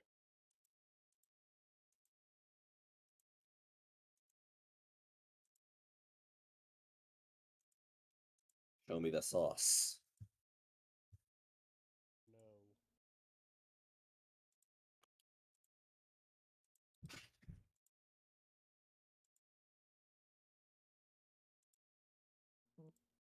So that appears to be like a cage or cell door of some type, correct? That looks to be some kind of portcullis door. Sorry, can you say that one more time? Portcullis? The drop gate. Yes. Yes.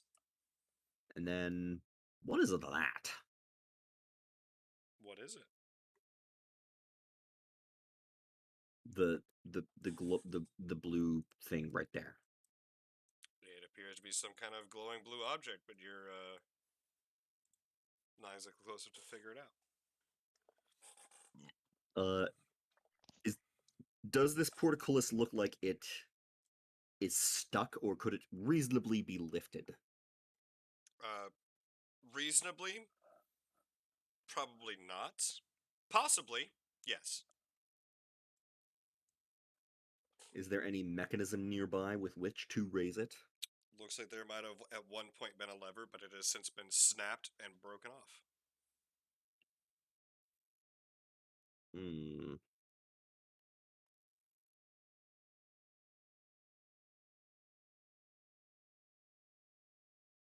No. So, how large is this object that appears to be lying on the floor there? It looks to be skeletal remains of some kind of humanoid. So probably about 5 feet tall, maybe. And am I seeing it correct that there is like a glowing light somewhere there? Yeah. This calls for Mage Hand. Okay. Nomad will summon his mage hand and send it through the bars to go and sort of attempt to discern exactly what the source of the glow is and, if possible, pick it up. It seems that it is some kind of object implant or stuck inside of the skeletal remains. Whether it was something that was swallowed, or perhaps that it was clutching in its death throes. I believe Mage Hand is capable of moving up to 5 pounds? Hmm? Oh, 10 pounds. Nomad would use the Mage Hand to sort of move aside bones and such to attempt to obtain whatever object is in there. Okay, easy enough. And upon grabbing said object with Mage Hand, would pull it back to examine it. Okay. As you begin to pull it back, you hear the sound of metal sliding across the ground From inside? from the object. Ah, is it heavier than 10 pounds? It is not heavier than 10 pounds. Alright. Am I able to bring it back to at least to the portcullis? Mm-hmm. Yeah. Well, what am I looking at? It looks to be a glowing bladed, small, ornate dagger. Interesting. It seems that whoever had possession of this thing used it to end their suffering. That's pretty grim. Can I fit it through the bars? You certainly can.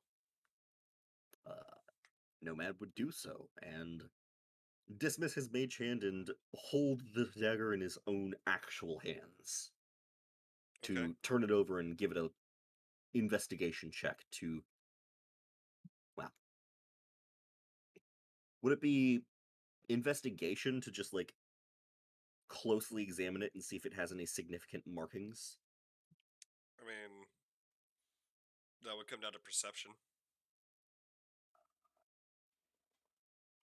16. Okay. Yeah, it looks to be just a very beautifully designed, ornate dagger. Is it still glowing? It is still glowing. Nomad could reasonably assume that this is the effect of some magical enchantment, yes? Indeed. Uh, would it be an Arcana check to roll and see if he can focus and discern what it is? You can certainly try. 21. Sorry, my bad. I thought it was 23. It does indeed seem magical.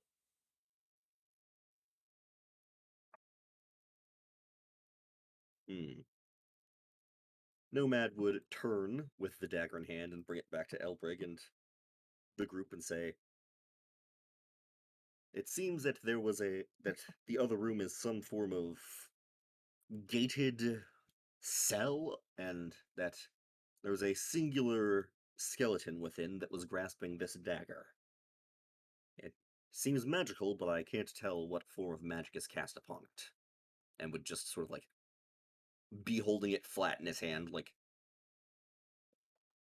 so like showing it like, "Anybody wanna take a look? Okay. I've got a piece of candy if you want one." You see Ella just kind of look over it, look over at Nomad and what he's holding, and just kind of looks at him, looks at it, looks at him, looks at it. It's a glowing blade.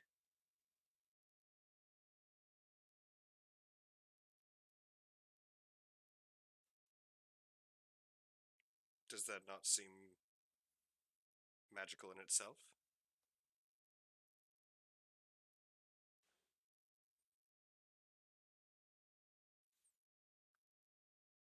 Nomad would kind of look at it and just look back up and say, "It seems odd that it would just be glowing." And you see her just stop, and she looks at Elbrig.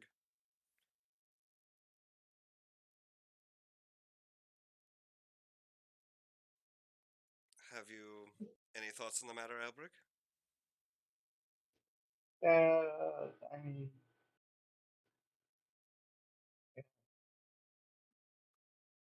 let me look at it. Nomad would hand the dagger over to Elbrig. Any runic symbols or depictions on this? Like, The hilt and handle does not seem to have any particular inscriptions, runes, or markings of the sort, but the inlaid gems within it do seem oddly familiar. oh, there's not. And your eyes kind of pan over towards the very blade that Ella wears on her hip.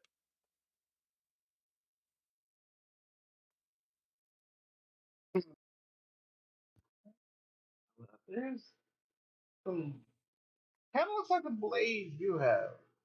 And you see her stop and look down.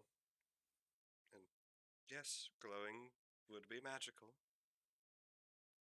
And she draws her longsword, and it too is glowing. Is that the extent? Like, there's no judgment or saying it's not worth it because light is helpful in a lot of situations. Is the magical effect of your weapon the fact that it provides light, or is there more to it?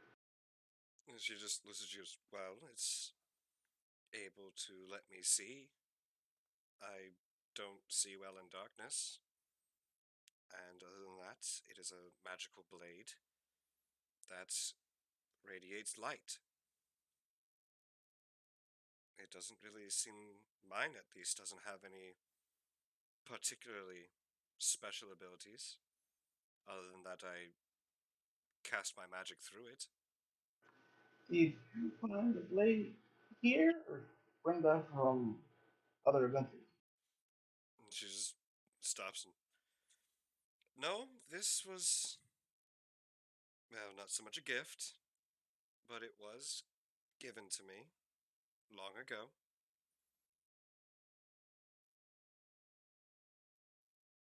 And okay, well, I show her the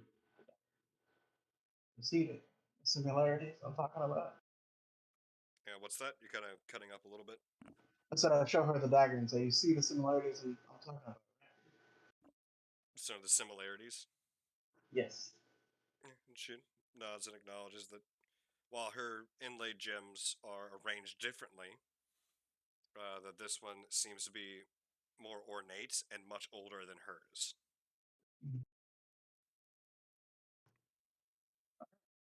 Well, for now, as I gonna hand the dagger over to Misty. For now, we'll take care of this dagger maybe later. Okay. Well, I mean, we're not actually in a rush or anything. Misty, do you have the identified stuff prepared? Let me look.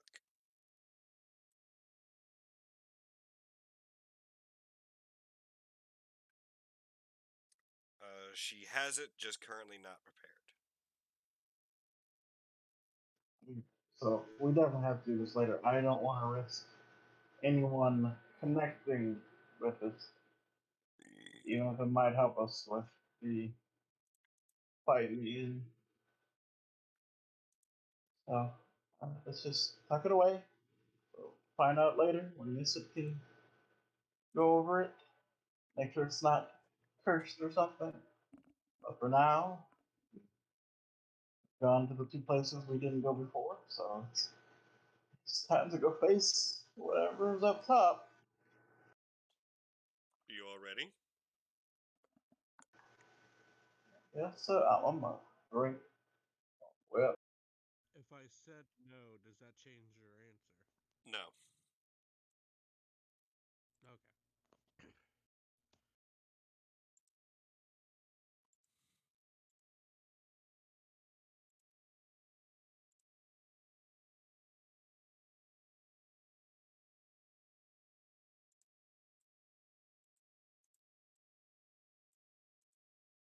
as nomads in the abyss.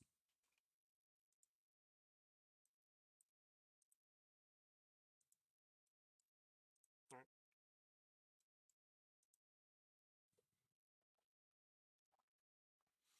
Yep. Directly ahead of you in this corridor is that room completely illuminated by light. Very, very bright light now. It is comparable to sunlight in the room directly across from you. Down this corridor. Nomad would look forward and turn back and ask Ella, was the creature that you encountered in the room on the left or in the room dead ahead? And she just quietly motions to the left. Nomad would nod and then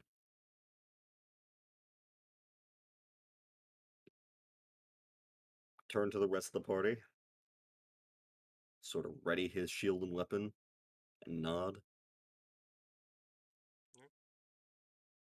Anyone have anything? Any preparations? Andrew, are you alive? Yes. You are very, Why do you ask? very distant. There we go. Hello? Is that better? Yes, that's better. Okay. Yes, I'm alive. All right. And if we're moving forward to, Hero would mention what Thoreau said, No. that Tempest said not to touch the light. Yeah, Ella said not to touch the light. How do we not touch the light? It's flooding the hallway. Yeah, I thought you said Tempest was the one who said not to touch it. No, Ella. Okay. Ella said don't touch the light.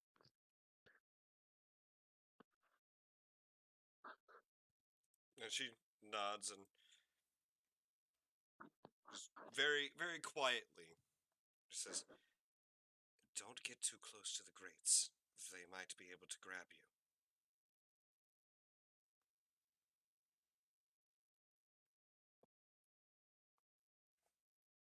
Nomad would sort of look at the light and then at the side corridor and then sort of look back and at Elbrig and Tyrell and say, shall we attempt to be subtle in our approach?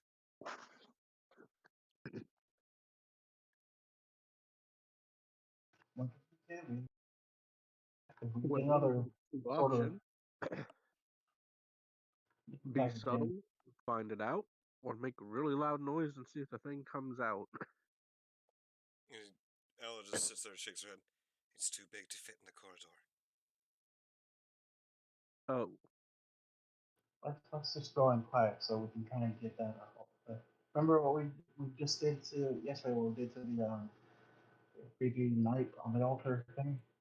We can get a surprise round off. That'd be for the best. So Ooh. quiet. Ooh. Ooh. Oh, sorry. Holy cow. That's a 7 for stealth, minus the sneezes. Okay.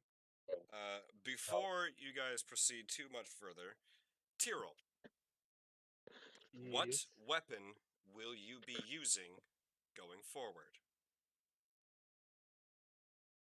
What do you mean?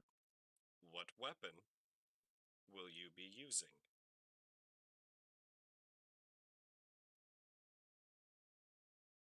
Should combat arise, what weapon would you use? Probably my longbow. Okay. That being said, Ella's going to step up to you Mhm.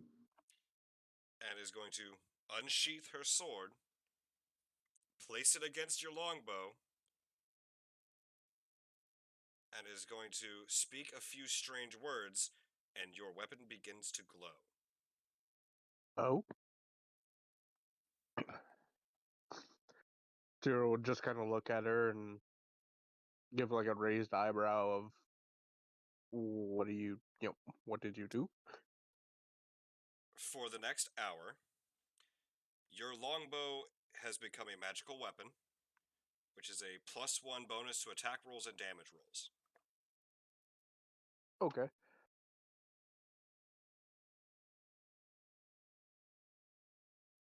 All right. I would just have to track that manually, I assume. Yes. Okay. I can do that. As she cast magic weapon on your longbow. Ah. Okay.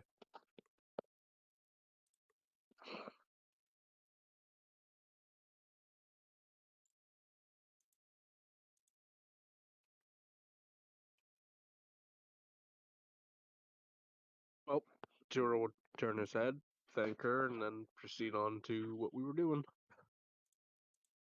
All right.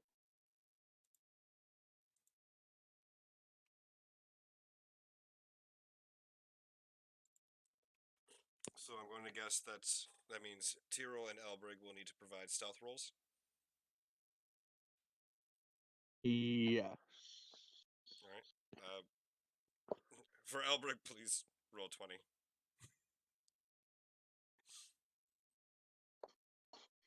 I am the stealthiest at 11. Indeed.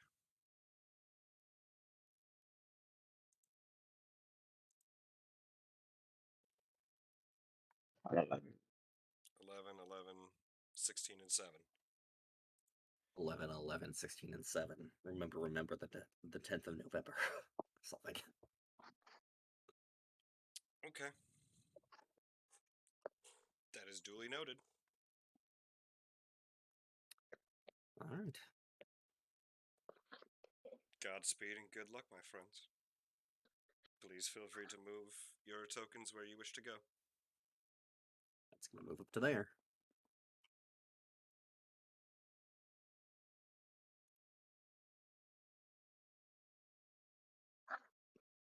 Uh-oh. I've gone to the spaghetti dimension. I will not return. It's the Coke dimension, you fool. You do not. Oh god, I can't get myself. Okay, never mind. I say, oh god, I can't get myself out.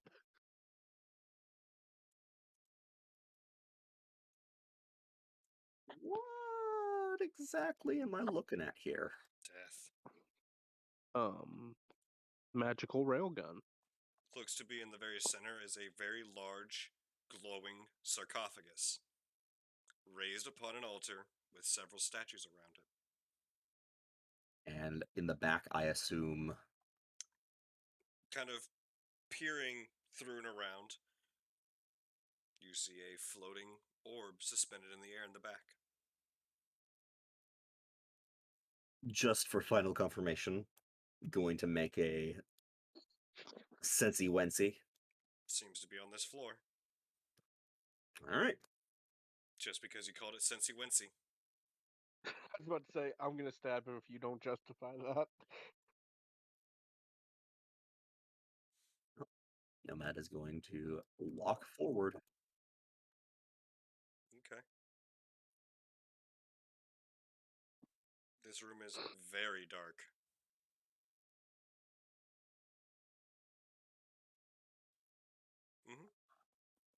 Oh, I'm aware.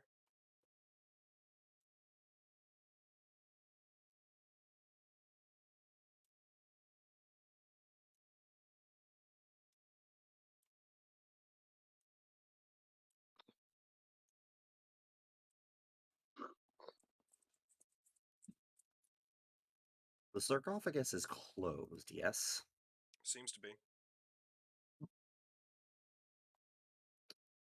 And on the walls, there appear to be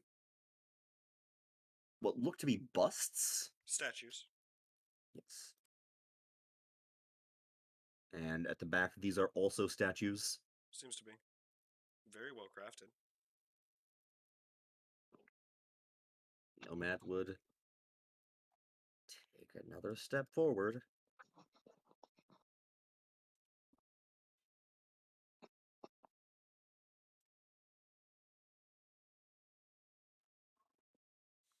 You don't see anything moving.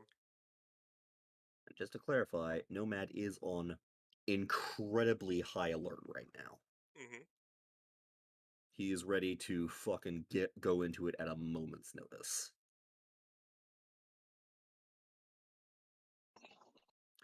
I think Nomad would slowly but steadily approach and basically He doesn't know what the sarcophagus is about. He doesn't really care. He just wants to make sure that this is what he's looking for. All the way up there.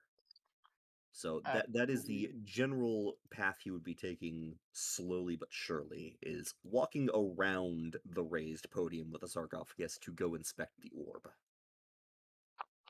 Okay.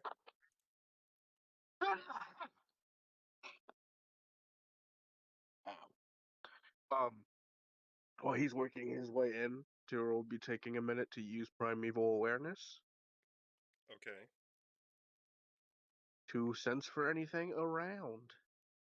What you looking for? Am I looking for her? Give me a second. I don't remember what it allows me to look for.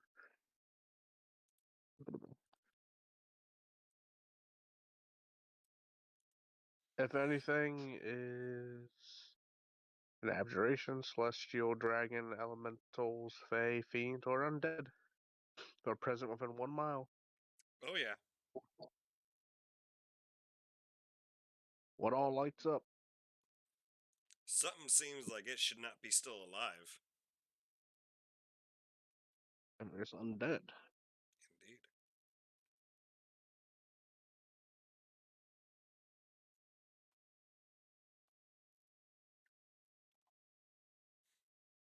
So, what are you all else doing? Tyrell and Elbrig, what would you like to do?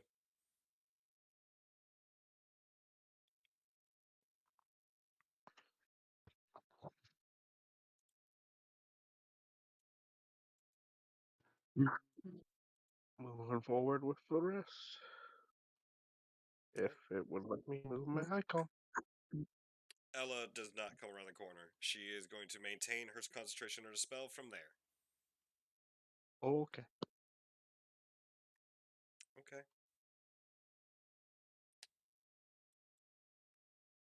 Now that Nomad is closer, he's going to glance at this statue. Which one? The one closest to him, this one right here. Okay. Yeah, looks like a statue.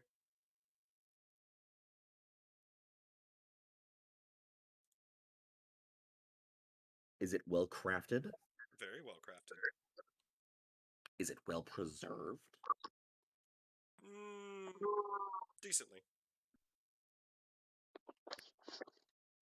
Considering that there was a battle in here just the other day, does it seem to have been recently disturbed in any way?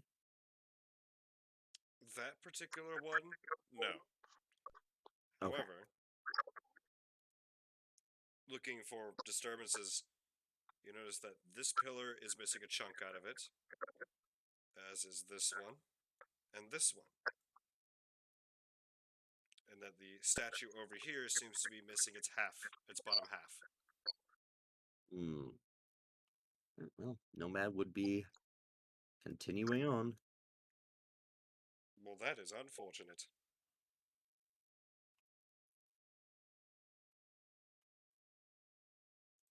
Give me just a second.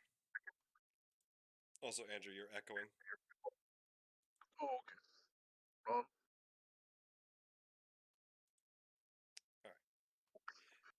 Sorry about that. My tab closed out. I had to bring it back. Does this fix the issue? Yes, thank you. Yeah. But these three pillars right here all seem to have been pretty well damaged.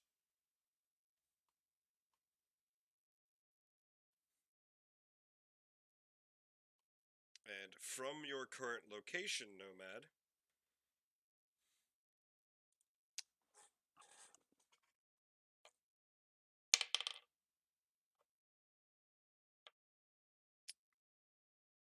yep, and it hears you too.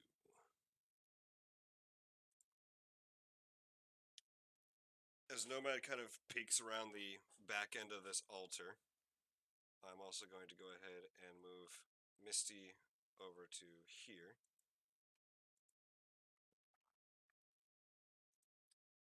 What you see suddenly start to stir, Nomad, Mm-hmm.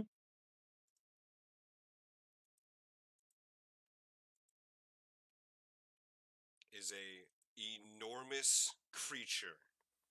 Not gargantuan, not huge, but rather large, that looks to have been carved out of living flesh and stone. It is hunched over on all four limbs, and its two forelimbs, the two front limbs, seem to have very long, very jagged, stone-like claws, just reaching out. It bears what looks to be a semblance of horns atop its head that curve back, and it also does not seem to have eyes, but has very, very large, very well-defined ears, as well as a snarling, almost, you can almost see just the putrid gas that seems to be emanating out of this creature's mouth. And it seems to have actually been dead for quite some time, as it is now completely aware of your presence.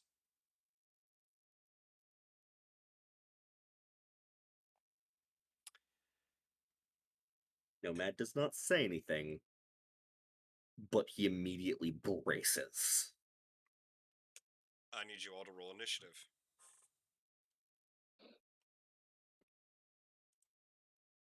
Oh, damn. 21. Nomad's fucking ready. Well, I'm glad I got it out on this roll. I got a whopping 4. All right, Albrig, what you got? 15. 15.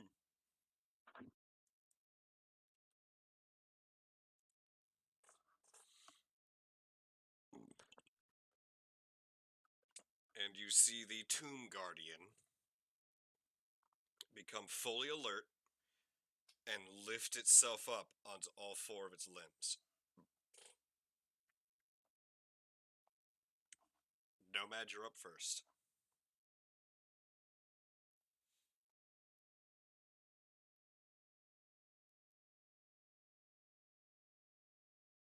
As a free action, Nomad is going to call out, "It has spotted us," and is going to do what Nomad knows to do best.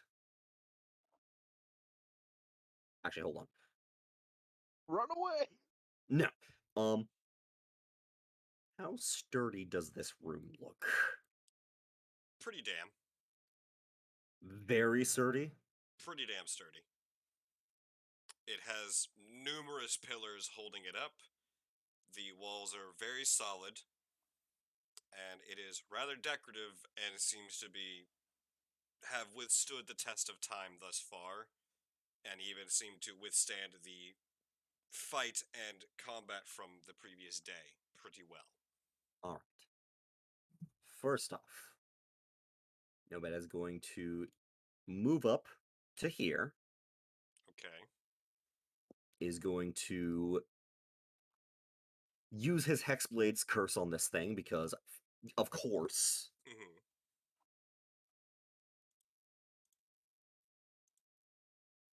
All right. And is going to cast Shatter. And you are this color. If this creature is made of stone, crystal, or metal, it has disadvantage on a Con 16 saving throw. Well, there's stone in its composition, but it is not comprised of stone. Okay. So it was Constitution 16 saving throw.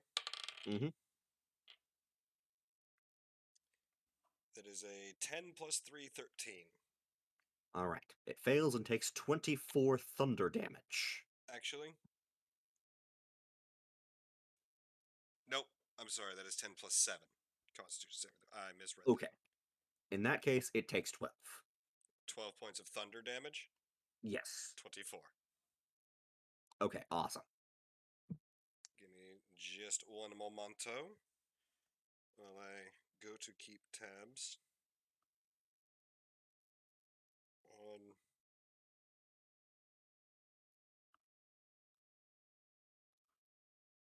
that. Okay.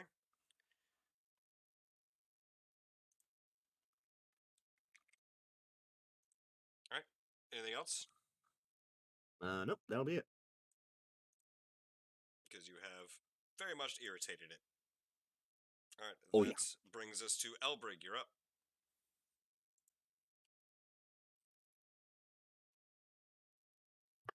Hmm. That is. I can see the creature over this like altar thing, right? No, you wouldn't be able to. I don't think, No? unless it is illuminated by the glow of these two objects. I suppose. It's hard to miss. It stands at a little over 10 feet tall. So tall enough to see the altar, or the altar block? Sorry, what's that? How tall? How far up does this platform go? That platform raises up about 5 feet. Okay, cool. So I can't do that. So you can go from here, and you will be 5 feet above floor ground if you're here. And spells. And if you were to perch up here, that would bring you up to probably about 7 feet above floor to perch on top of the sarcophagus. Yeah, so we're gonna just go ahead and right off the bat pull out the skull of our orcish friend, give it Okay. an infusion, and cast summon undead. Still the bony version. All right. Where would you like to summon him? Summon right next to her. How far away can I summon? 90 feet actually. Mm-hmm.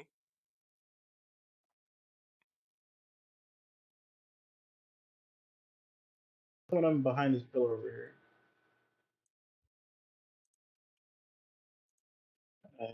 So that's our okay. That's our action. All right. And then as you are this creature, you said it's looks like it's been dead for a while. It's breathing out weird mist and all that stuff. Yeah, it's just flavor text of it's undead. Mm-hmm. And just like, is there any gleam of intelligence in its eyes that I can Very much determine? so. Okay. It So, is not hyper intelligent, but it is more intelligent than a standard beast. okay, good enough. All right, so then we're gonna use our sorcery points real quick to quicken. So 2 of our sorcery points to quicken a spell real quick. Yep, 2, 1, 2. And since hopefully this damages it, but it'll also give it a effect, we're gonna go ahead and chill touch it, or attempt to at least. Going to cast what? Chill touch. Chill touch, quicken a chill touch. 15 to hit. It says 15 to hit. Yeah, That unfortunately does not hit. sad days. All right, well, we're gonna have Samson take us right over here. All right. And as our turn ends, we say, "Get him, Skelly!" Our skeleton will, like, peer out, fire off a necrotic bolt. Yeah.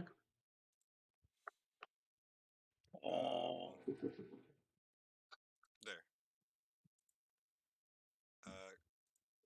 Grave bolt, that's what it's called, yeah. Give So, me one more moment. I should be able to.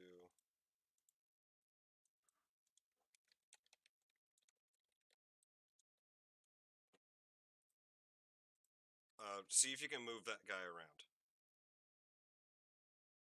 cool, All yeah. right. That is your He, undead orc. so yeah, he's like behind the thing or whatever, and then he peeks out. raises a rotting golden. To me, when we made them golden, it's just I just see an entire golden orc skeleton, like a big brutish golden orc skeleton. So he raises a golden fucking skeletal claw, and black energy sort of seeps from his rib cage to fire out at the other weirdly undead guy before he steps back. All right. 22 to hit. It's a 22 to hit. Yep. All right, that hits. Go ahead and roll damage. And the damage to grow bolt is 2d4 plus 3 plus the spell's level. So 2d4 plus 7. 2d4 plus 3 plus the spell's level. Yeah. 2d4 plus 7. Alright. 10 necrotic damage. That is cut down to 5. Seeing a Buddy Boy's spell not fully affect, we're going to go ahead and yell out, necrotic! Not the best! And that's our turn. All right. That'll bring us to Misted, who is. Fuck it.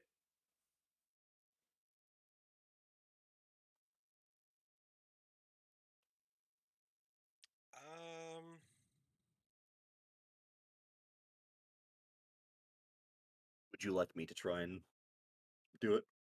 Yes, please. Okay.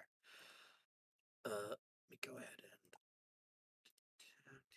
character app. Let's see.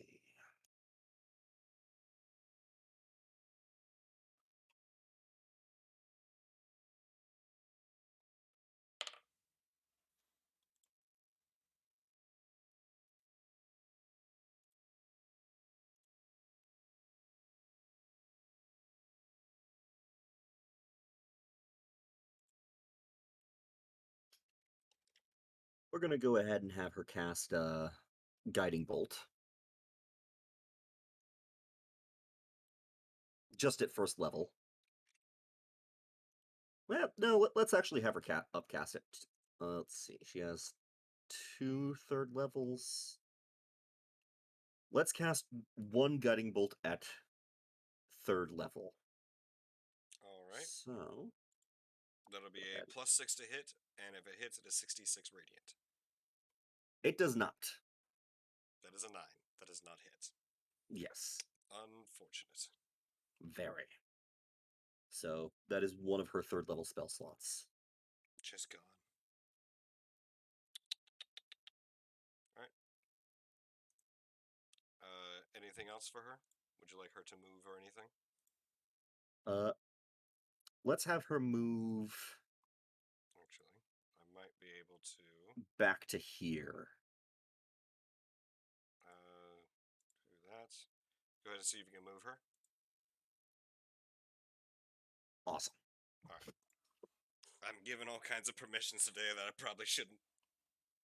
All right. So with her done,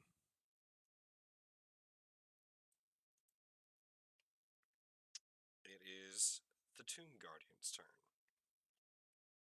The sound of metal scrunching up can be heard throughout the room.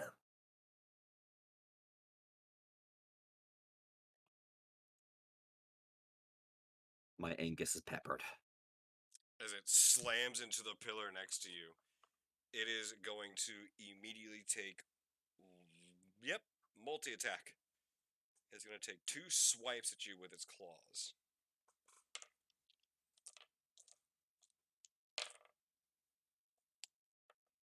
That is okay.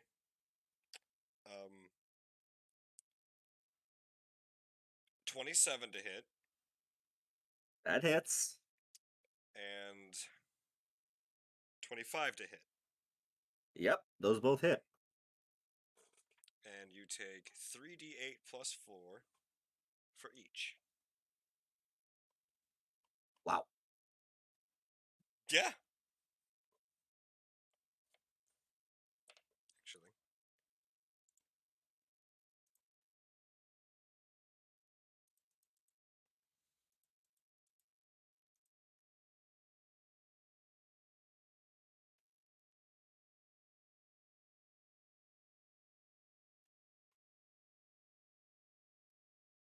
You take 33 points of slashing damage. Nomad does not look good.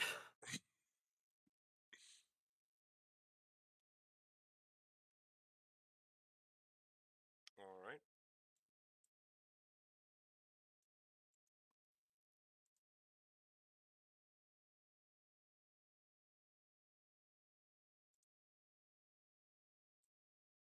And it is going to move right there. It has circled the pillar and you. Right? And that will bring us to Tyrell.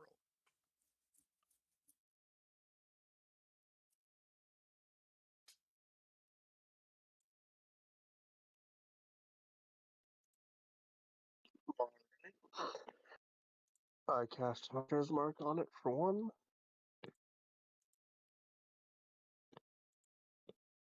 Two reactions.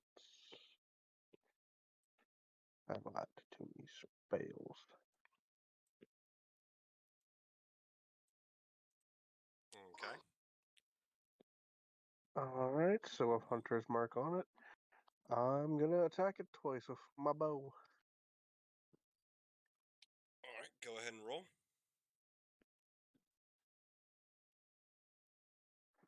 Dirty 20. Dirty 20 hits.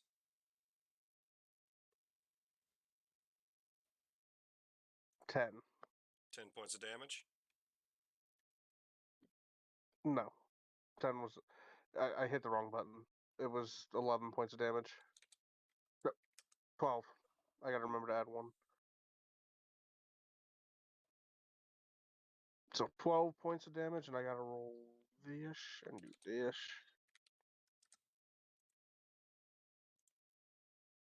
Okay. So 18 points of damage to it altogether in one hit. And then I do another. Okay. Another dirty 20. Nice. 9 points of damage. With added. So 14 on that second hit. So it was 9 plus 5. Yep. Because everything's +1 because of the enchanted bow. Yep, And yep. I manually add it, so. Yeah. All right. Anything else for you? You still have your movement. I'm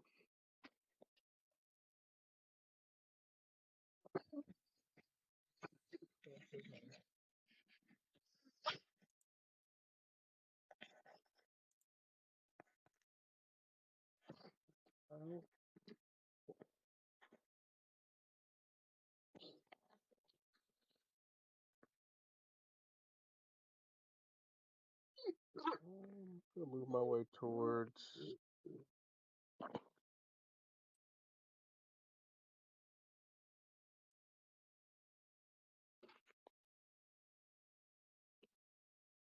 Actually, I'll just stay put for now.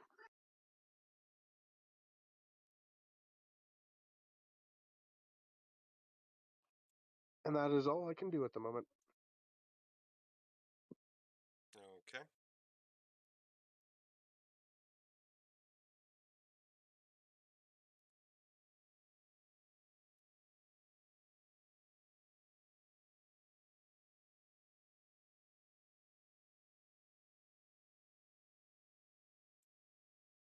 And that will bring us back to.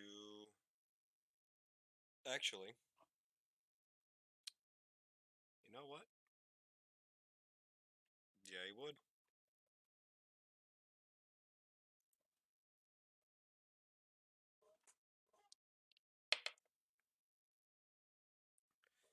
He is going to use one of his legendary actions to use capture. That is a 22 to hit on Nomad. Nomad is going to use shield. Okay. That brings your AC up to what? 25. Okay. Duly noted. Alright, yeah. And that'll bring us back to Nomad. Nomad is not looking too hot, but he doesn't really have anywhere else to go, so he's going to attack this thing. Okay. 12 is not going to hit, I don't think. It is not going to hit. So far, 2 dirty 20s and a 22 have hit it. Wow. And another 12. That Yeah, is really unfortunate. very much so.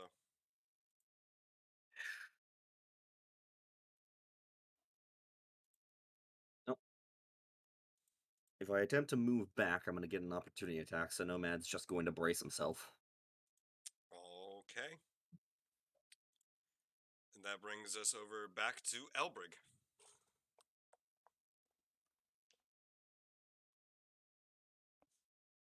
And his golden orc skeleton.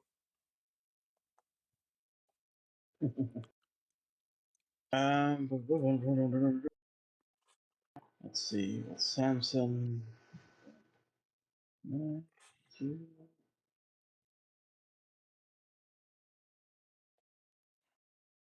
And then. Actually,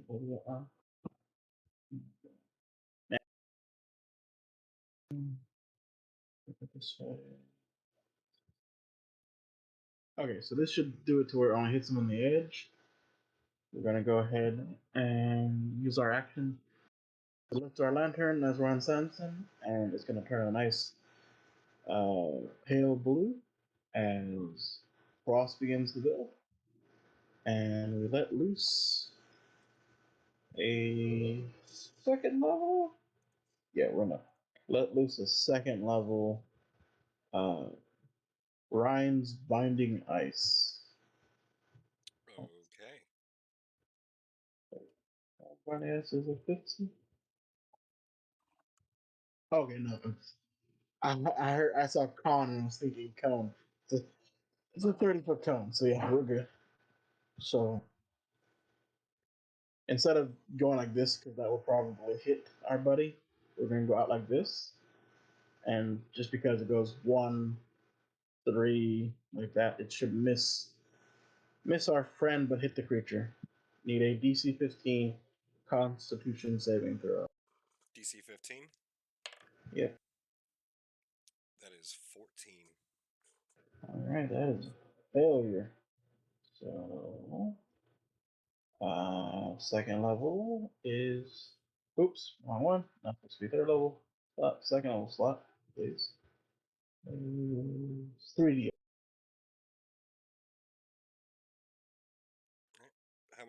How much damage is it? Be 18 cold damage, Alright.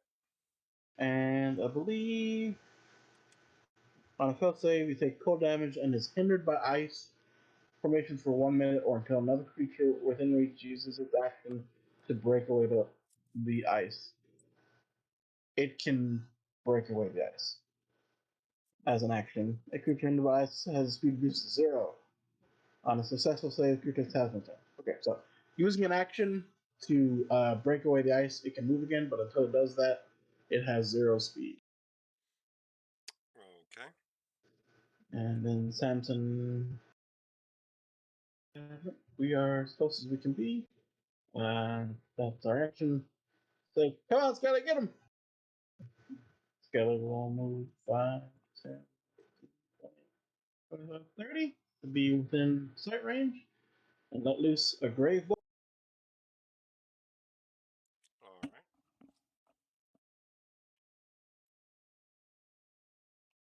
Shit, that'll miss.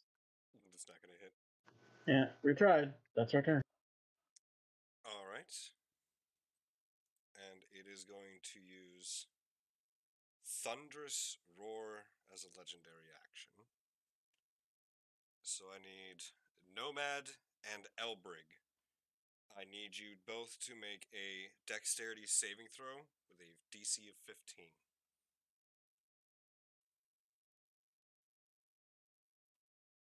Yeah, that's 6. I have been Next truly save. screwed by the dice. Saving throw. Dexterity. For the +2, that is. I am a halfling. I get to reroll that. +2 is a 22. All right. So, Nomad, you are going to be taking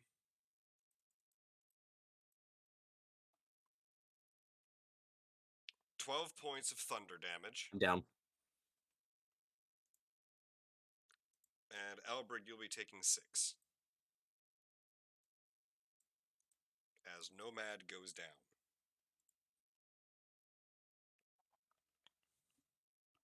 Take 6. He takes And 6 points of then. thunder damage. Let's see. And then. Constitution is +5 for concentration. We're good. We keep our concentration on scatter. All right. And Hexblade's curse has ended, unfortunately.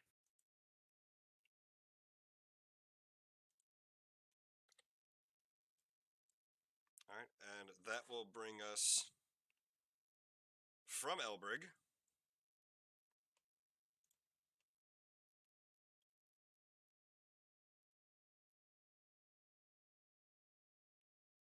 Okay, yeah. Give me just a moment.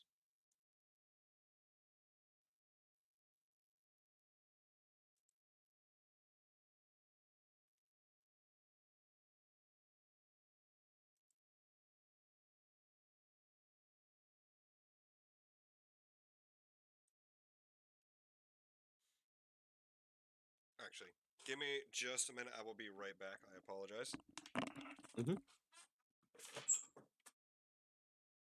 Feels fucking bad, dude. Did I rolled 4. I rolled 3 4s in a row. Holy shit. Alright, 1 second. Let's just make sure this isn't chronic. Okay, good. Say one more 4 and we're gonna have an issue. First it was the 9s, now it's the 4s. Yeah, for real. Alright, I'll be right back. I need to use the bathroom.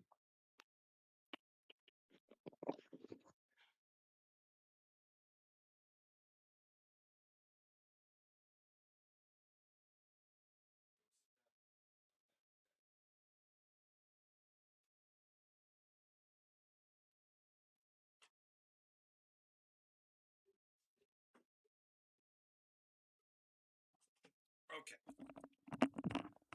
I apologize. The toddler was freaking out because there's a storm going on outside. But, normally this point would be Misted's turn. However, due to the initiative order, it is in fact not her turn.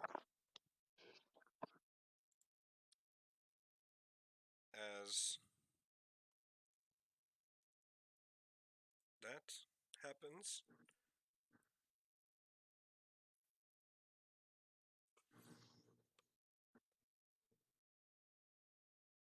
yep, and you guys hear this very strange, almost rhythmic sound coming from the hallway behind you. Alright, I'm back. Okay. As now 40 feet into the room rushes Ella, blade drawn, and the blade is making a very strange song-like sound.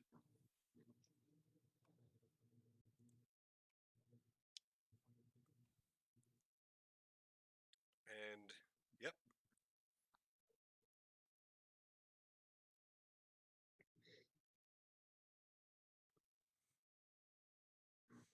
She is going to aim to just try and get over here, where she had a total of 80 feet of movement with her action.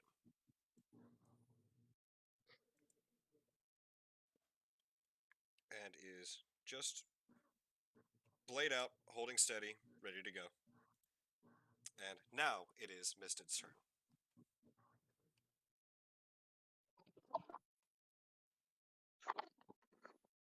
This is gonna move up to here and use a second level cure wounds on Nomad so he's not dying. So 2d8 plus 3.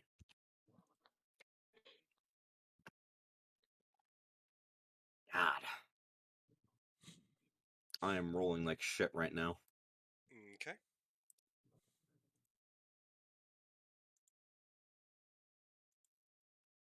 So Nomad snaps back awake, but is still prone. And then I don't think she has. Oh, but it's a third level. Oh wow. Oh wait. Oh, it is a second level. This will summon a bust of Betty White, I guess. Oh no, wait, no. You Because use no, cure never mind. wounds. Yep. My bad. In that case, Misted's turn is done. All right. It is the Tomb Guardian's turn. And he is going to, yeah, he is going to take his 2 attacks on Misted as she just entered into his range and was apparently moving very quickly. And her AC is 16. Mm-hmm. That is an 18 plus 8 and a Yep. 9 plus 8. Unfortunately, those both hit. Yep. And that is going to be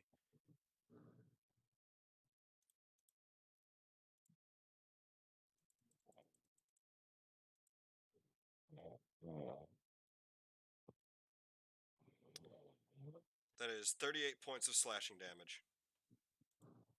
She's down. Neat.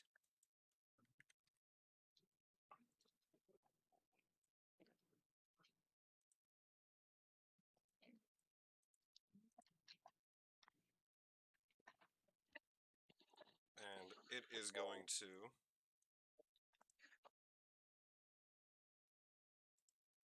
then move over to here, smashing through the pillar as it goes. Nomad does get an opportunity attack. Are you not still It is. prone? Yeah, it is just at disadvantage though. Just to ask, it did take an action to break out, right? What's that? Oh So right, it's the still Oh, creature you're right. took an You're right. action You're to right. You're right. break You're out. right. You're right. I fucked up. I fucked up. So I can't save Nomad, but he's not supposed to be able to move. Right. Nope. That's on me. I fucked up. Yeah, no, it did not. It used its action to attack. All right. But yeah, that'll be ending its turn then. Up next is Tyrell.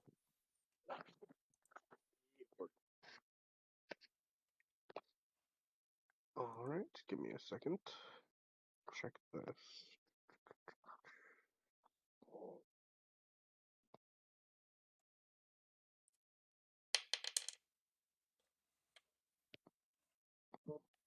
That is a 1.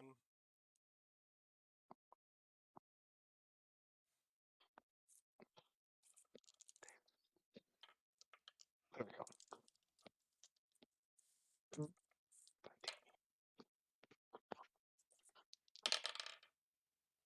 Okay. That's centered. I am going to attack it. Okay.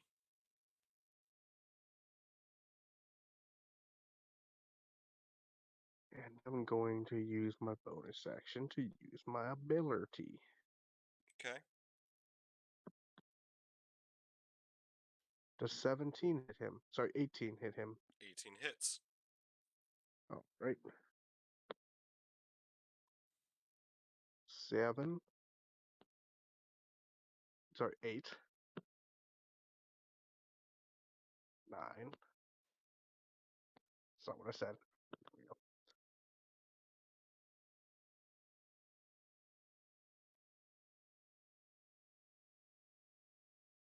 Nine plus 7, so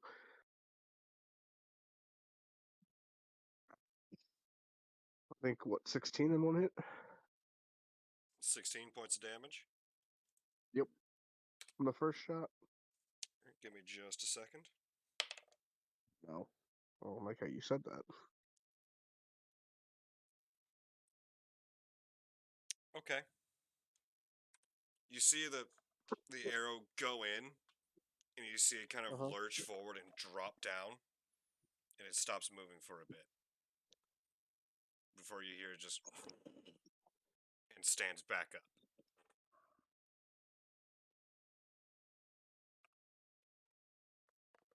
It ain't dead yet. It looks real fucking hurt, but it ain't dead yet. I might hit it again then. All right. How's it? Dirty 20. Dirty 20 hits.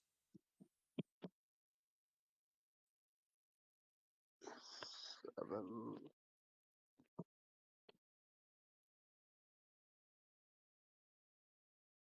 9 points of damage to him. All right. You said 9 points. Yep. Goes down again. Few moments. Stands back up again. For free. No, I won't be able to do that for a free action. Never mind. I still have some movement. Mm-hmm.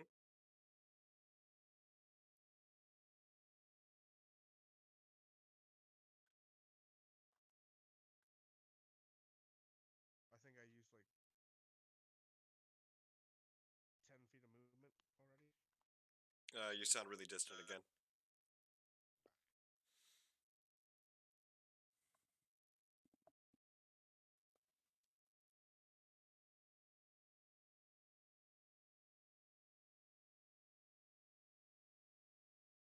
I think I used like 10 feet of movement. Yes. Okay. I know that I posted this in memes like over an hour ago, but I feel like the last thing I posted there pertains to this situation a little more than I'd like it to. Tyrell, what else you got? I'm going there. Okay. Anything I else? can't do for a free action, but I've got a plan. Okay.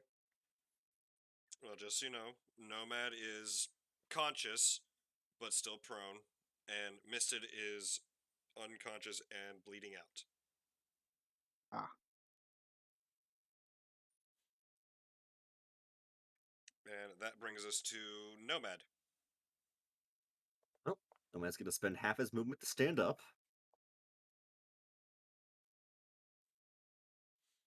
Going to back up a little. Actually, I can just back up 5 feet, and is now flanking this person with Ella. So, gets advantage on this roll. Is going to use Booming Blade. Okay. That is a 27 to hit.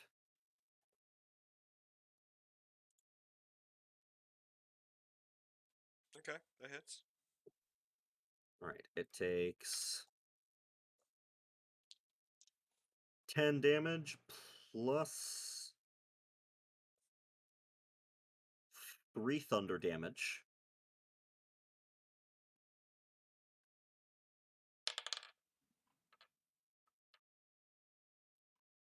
It is enveloped in a film of shimmering energy. Okay. Once again, you see it drop down. We go unmoving. And then seems to just regain itself and stands back up again. You are very much pissing it off. Mm-hmm. Anything else?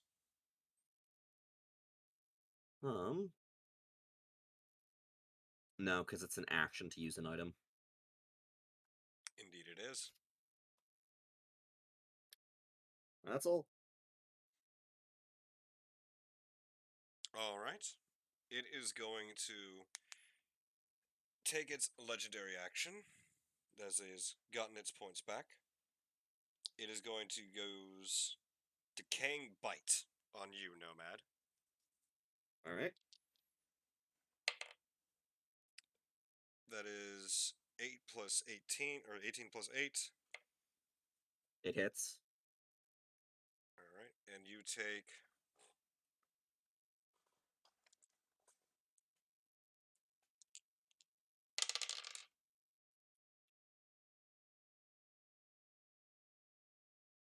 15 points of Yeah, necrotic down. damage. And I need you to roll a Constitution saving throw. Is this against poison or disease? It's against necrotic. 23. All right, you save. All right, which will bring us to Elbrig.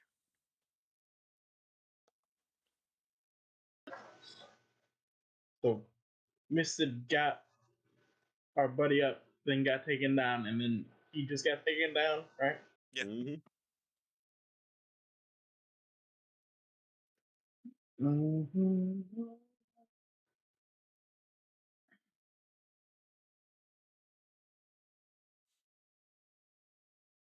Does Mister have our? Okay, I do have. Or I can do this because I have Samson. So, and we're going to dip over here.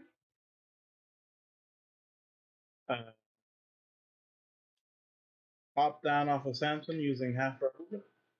Okay. Yeah, and get feed Mister the potion. We have a single potion on our inventory. So give her a healing potion. All right. How much you got for her?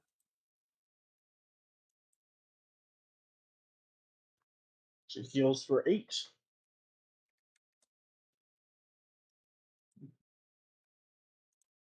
All right.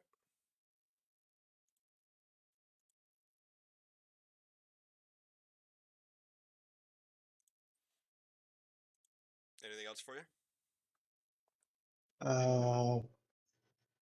Great.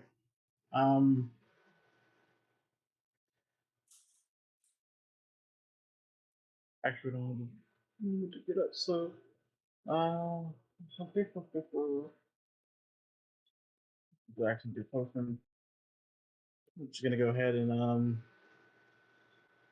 because she's kind of important. Nope, that would get rid of Skelly.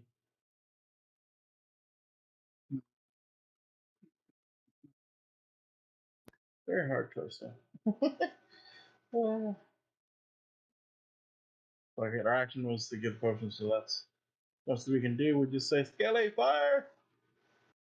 Yeah, we'll give it a shot.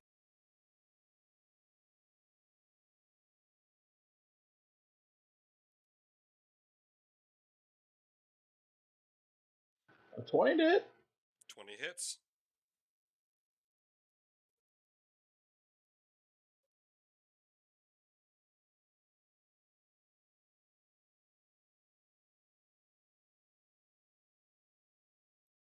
Well, necrotic damage.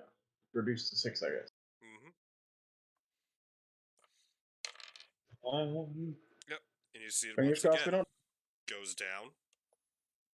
It is out for a little bit. And then it slowly stands back up again. Is there any byplay with the items in the room, or is it just like staggering like it's going to fall and staying up? Are you asking about like how it's moving? Yeah, like is it completely collapsing and then getting Yes. back up to its feet? It seems to completely collapse and then seems to repeatedly get back up.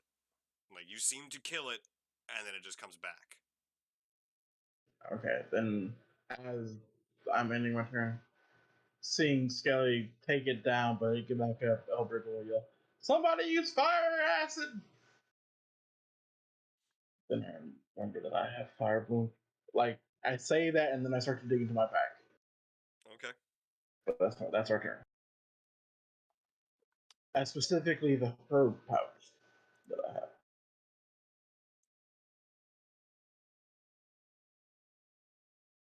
All right. And as that goes, I'm going to need to know. Yep. All right.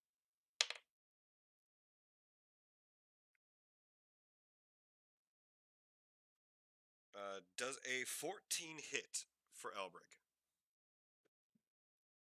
14 does indeed actually. Yes. Because he's using his legendary action called Capture. What a kid. No one wants to be on this ride. And there's the other one. Well, on the bright side, you take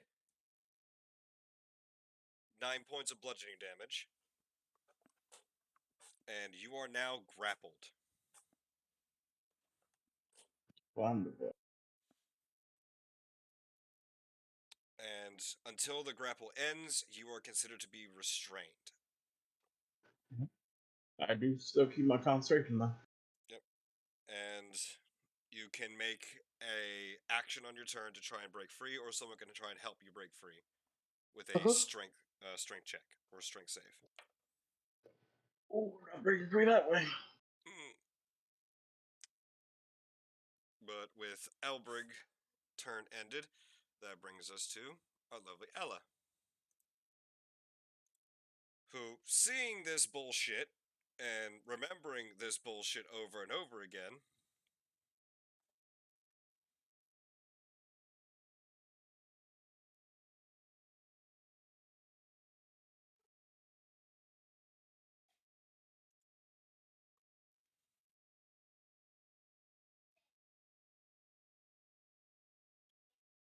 yeah.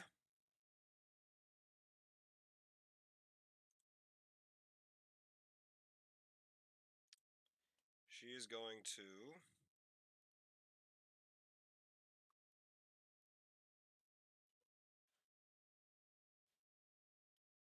to cast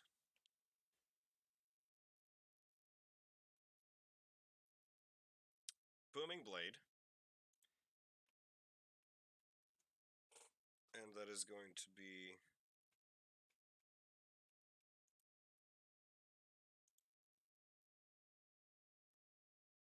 that doesn't hit. And that one does hit. He takes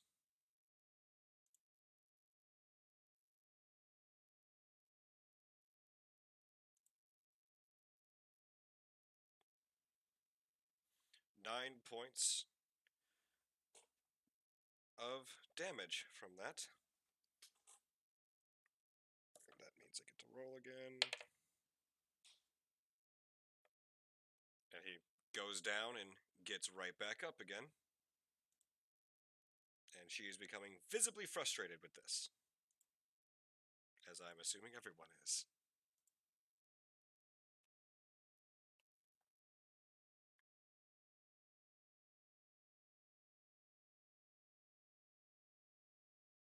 It missed its turn.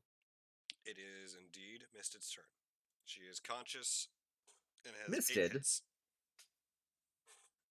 Misted, being a cleric of Aster and having spent most of her time and spending a lot of time studying in the archive of Aster, specifically at Delvi Ixnam, probably knows a lot about the undead. Could she reasonably figure out what this exact mechanism that it's doing is?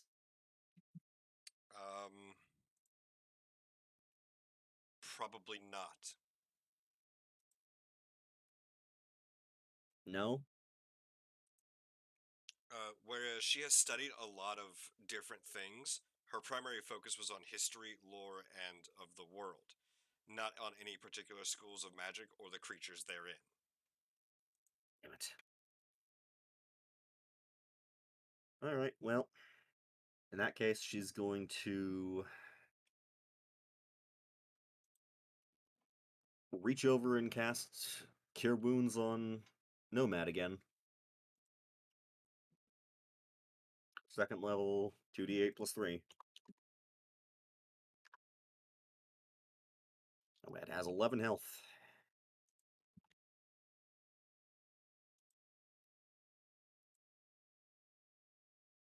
And then, yeah, that'll be it for her. She could still use a cantrip. She doesn't have any cantrips that take a bonus action. That's fair. All right.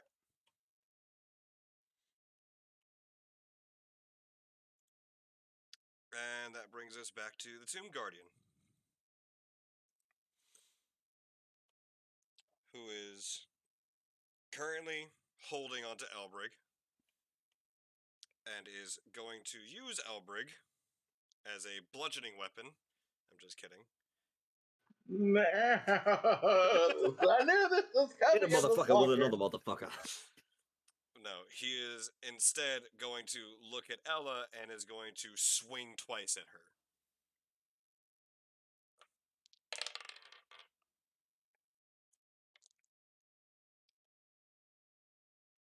Oh, okay.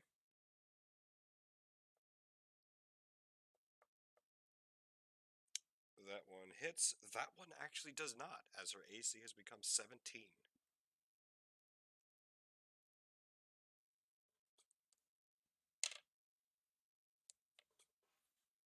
Which means she takes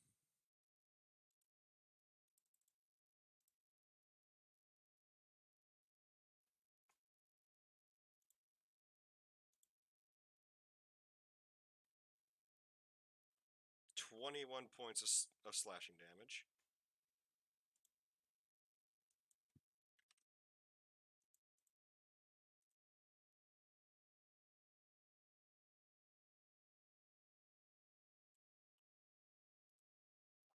Alright, and that is going to end its turn, bringing us back to Tyrell.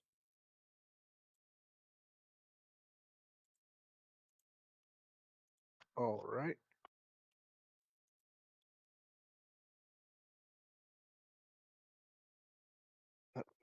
Come on. A little bit. Nope. Get down. Not. Technical difficulty.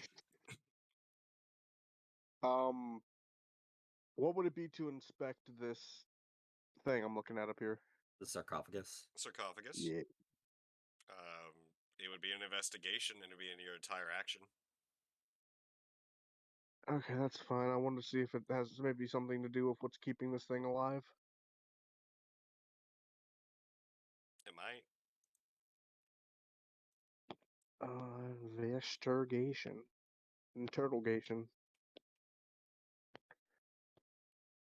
Agriculture. I don't think that's the correct one. Agriculture. Nyeh.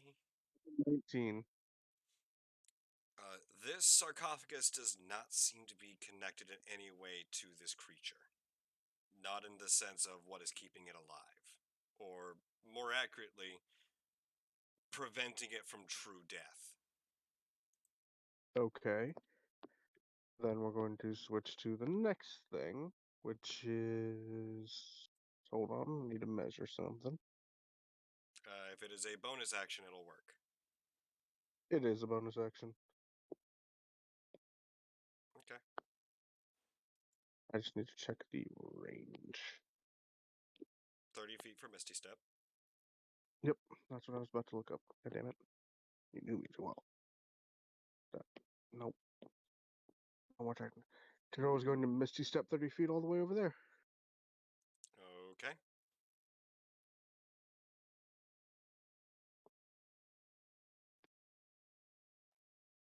What else you got? I think I actually have 10 feet of movement left. Yep. We'll walk up to that.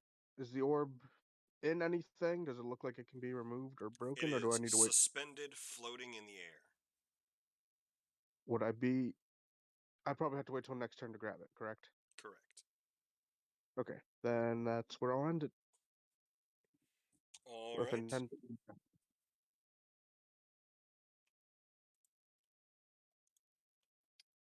And at that point, seeing you move and having gone through the turn, it is going to then take its final of the list of legendary action and called Abrupt Release. That sounds lovely. As Oh, I'm Elbrig getting chucked. is getting chucked. Oh no.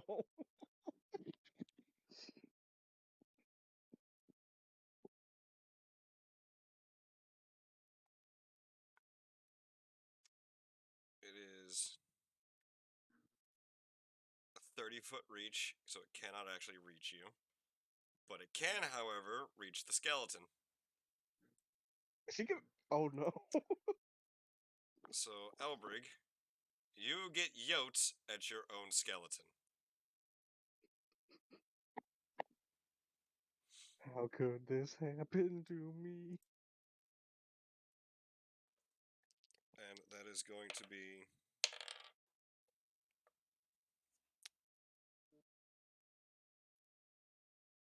12 for improvised weapon thrown to hit your skeleton. Uh,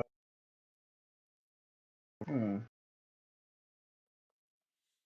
I have put something relevant in memes. Oh no. His AC is a 14. All right, so you do not hit your skeleton. Instead, you go skidding past it a little bit. So you end up over there.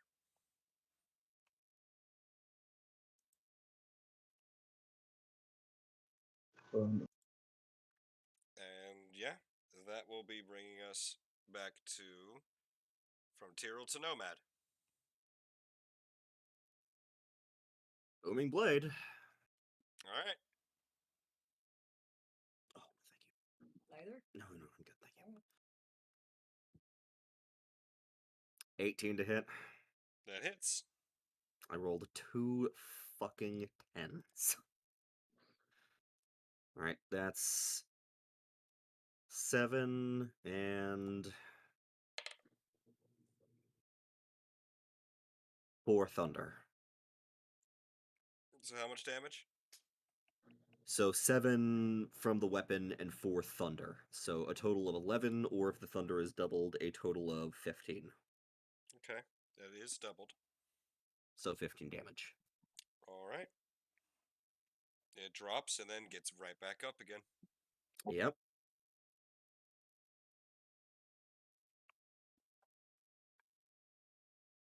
All right, and that brings us, if you're done, that brings us to Elbrig. Yep. As you were yotes. Oh, I'm sorry. I apologize. You are considered prone.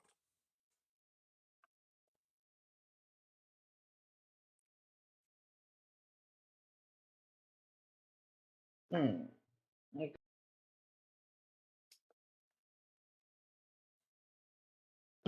We're gonna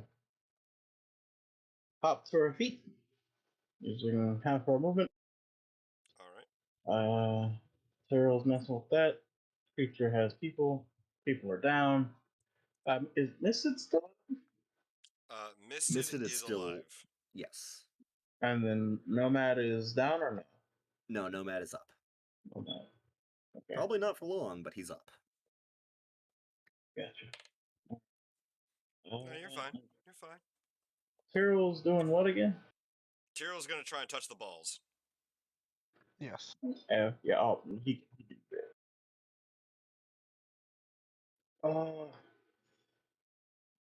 Albert thinks that he's gonna have to eventually get different spells.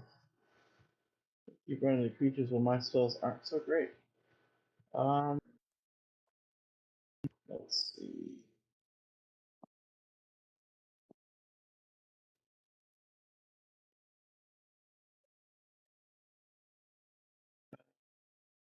Second, I got double check. Got to double check it. Do-do-do-do-do.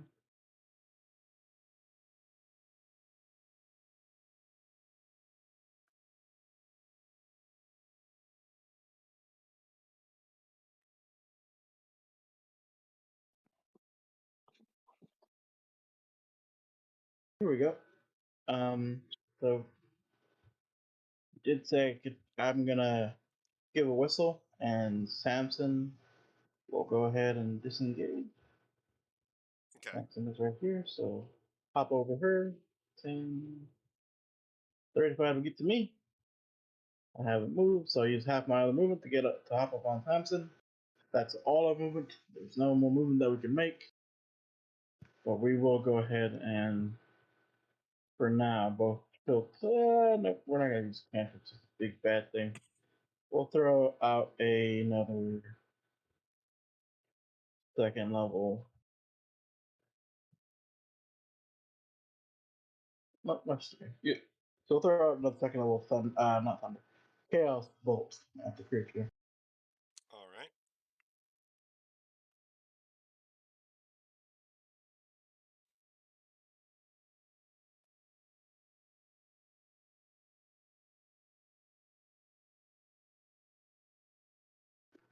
12 is going to miss. 12 does And not hit. then, yeah, then we have Skelly go ahead and throw out his attack.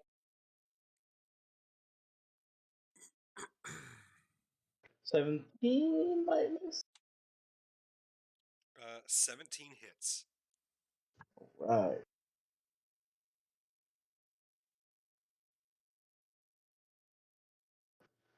14 necrotic reduced to 7.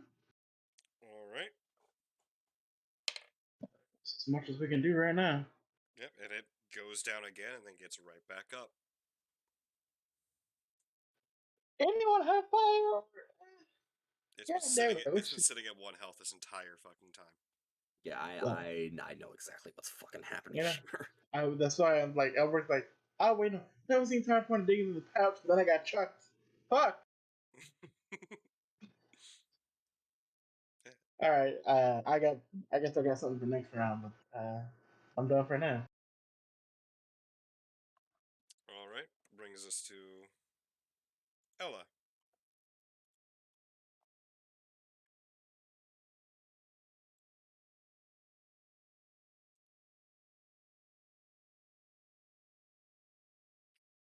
Who is apparently sick of this thing's shit. As she is going to aim her sword directly at its face, or what she can assume is its face, and is going to cast a 3rd level magic missile at it.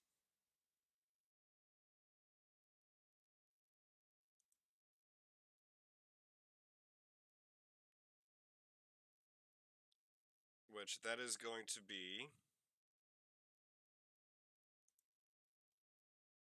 I believe 5. that's 5 yes. darts. Sick. That is 20 points of force damage.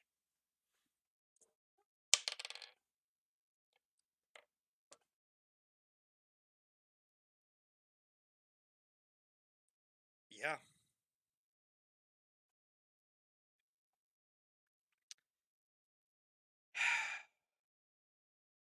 Question is it enough?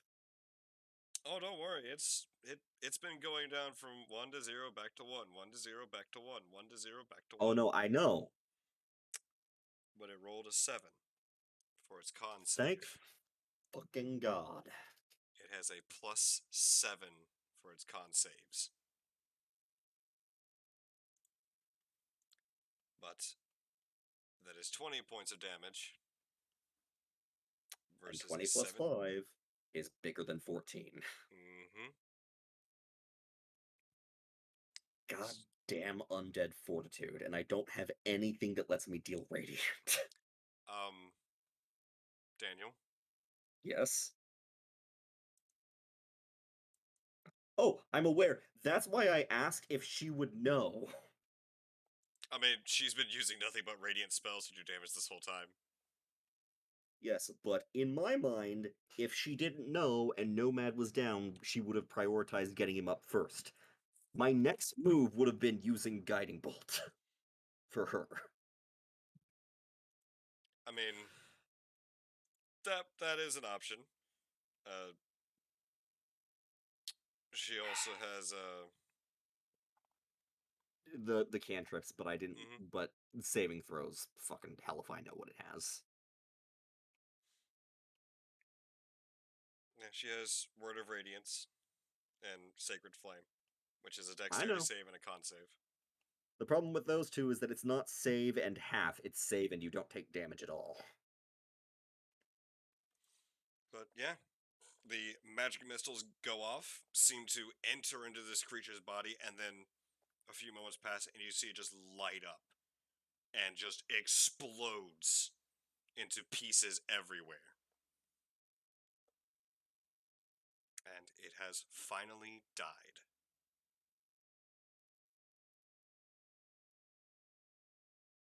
God, thank Lord. As Nomad, Misted, Ella, and the Orc Skeleton now have very pleasant smelling chunks of various viscera, blood, and flesh now just spattered all over them. What? With Nomad, Ella, and Misted receiving the brunt of it. Thaumaturgy isn't the one that allows you to clean something. Prestidigitation is what you're thinking of. Yes. Speaking off of my orc skeleton, actually. Oh, don't worry. You're gonna have a lot of prestidigitation to get rid of all this. You can feel I it don't know soaking that's in. You have but any Ella does. idea how long it's gonna take Nomad to get this out of his armor? Mm. Did you say it reached Elbrig and the skeleton? It reached the skeleton. Okay. It reached Nomad, Misted, Ella, and the skeleton. Okay, I didn't know if it was Elbrig and skeleton. No. Okay.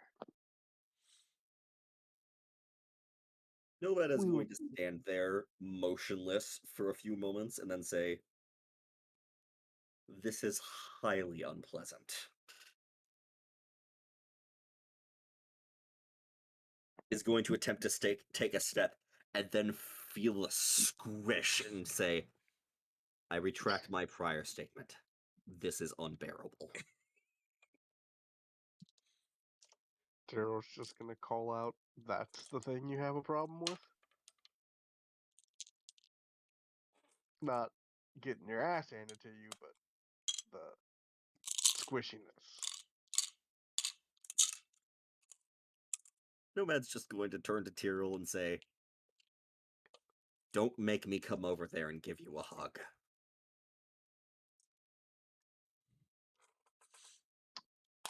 I will shoot you. Just grab the orb. Friendly fire.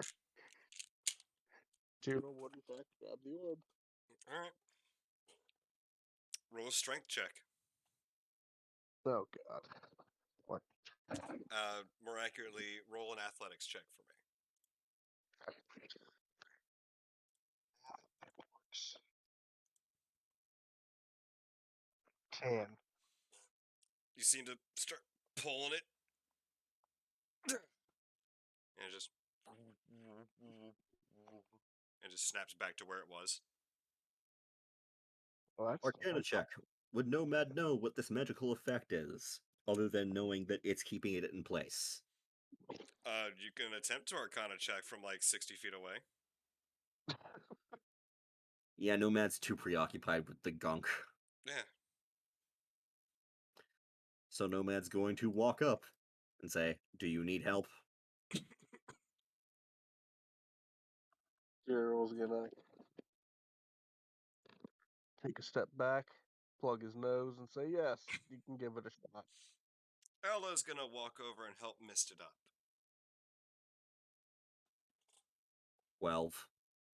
Same verse. Second verse, same as the first. Give it a Nomad Tyrell is tug. going to look.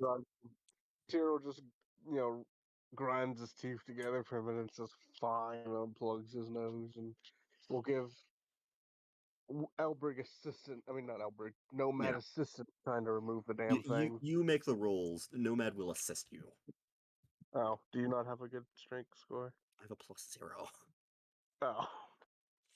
I'm a You know, charisma based. you might could ask the highest strength modifier in your team. Good. Yeah, Let's missed see it. if that gives me advantage if he's helping me, correct? Yes. Well, first one's a 15. It's a 15. 15. Okay. Yep. You get it a good ways out. And then it just snaps right back into place.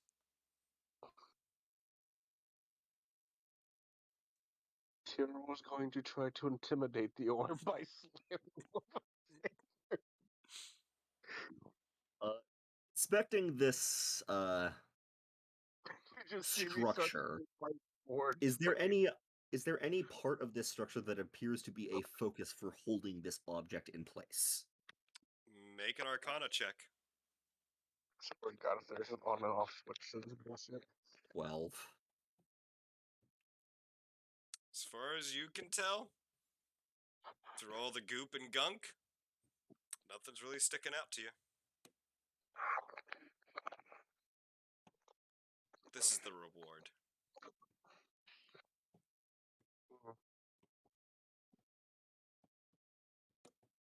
Nomad What just walks up and bonds? grabs it and starts heaving. What does You this start again? seeing Nomad's feet coming off the ground as he keeps flailing about, getting pulled back and forth by this thing. Fucking 20. Right. Okay, Jesus Christ. Jesus Christ, stop. God, just fucking brute forcing this shit. He's had a long day. Nomad just got smacked unconscious by a giant tomb guardian 3 times in the space of a minute. He's not having any of this shit anymore. Would it upset you to know that even with a 20, it doesn't come loose? Yes. Prepare to be upset. Nomad pulls out his sword. Oh, that has a sword. Tyrell has a sword. We're ready to cut the shit out of this damn thing. Nomad pulls out his sword, stops, steps back, and is like, just looks up and like puts one hand on his hip and just takes a moment.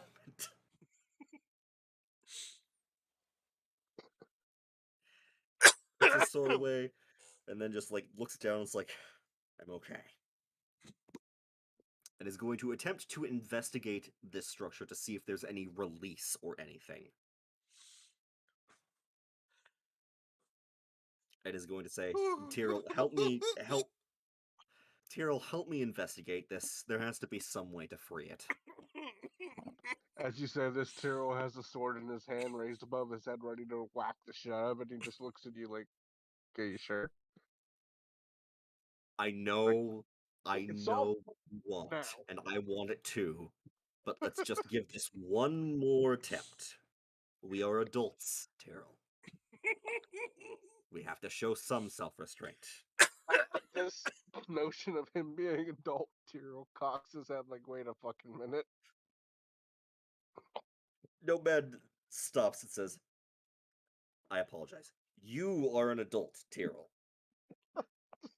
Stops and looks at you like, "Wait a minute." There's something funky afoot. I will assist you in searching the structure, but the sword stays out. I'm rolling an investigation to see if there's any mechanisms here. That's a 24. Oh my god. I'm fucking I'm crying. rolling sword DC's a investigation. 25, motherfucker. I'll kill you.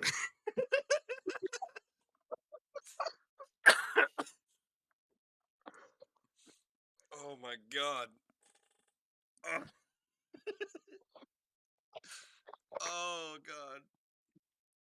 I could just picture was Nomad grabbing onto the orb and just like yanking it as hard as he could over and over again, and just That is eventually exactly what he was fucking doing, yes. eventually just slingshotting around the fucking room with this orb in his hands. Nomad pulls it, and I'm gonna use fucking Thunderous Smite, and we're gonna move that damn thing. I don't even know Thunderous Smite, but for this occasion, I'm learning it. Meanwhile, the other three are just sitting there watching you two fucking like hooligans try this. 24 investigation check. Yes, it looks like something is magically holding this fucking thing in place. I would like to Is use Arcane 24 enough to TNT. discern what is doing so? Is there a focus? It is Is there an magical inscribed binding. spell? To there understand the any- spell would be Arcana. Tyrell would like to use Arcane TNT to remove the distraction. 16. Oh my god. Oh. Looks like can't hold whatever it. spell is holding this thing in place, it is directly connected to the lantern or the lamp that is sitting unlit behind it.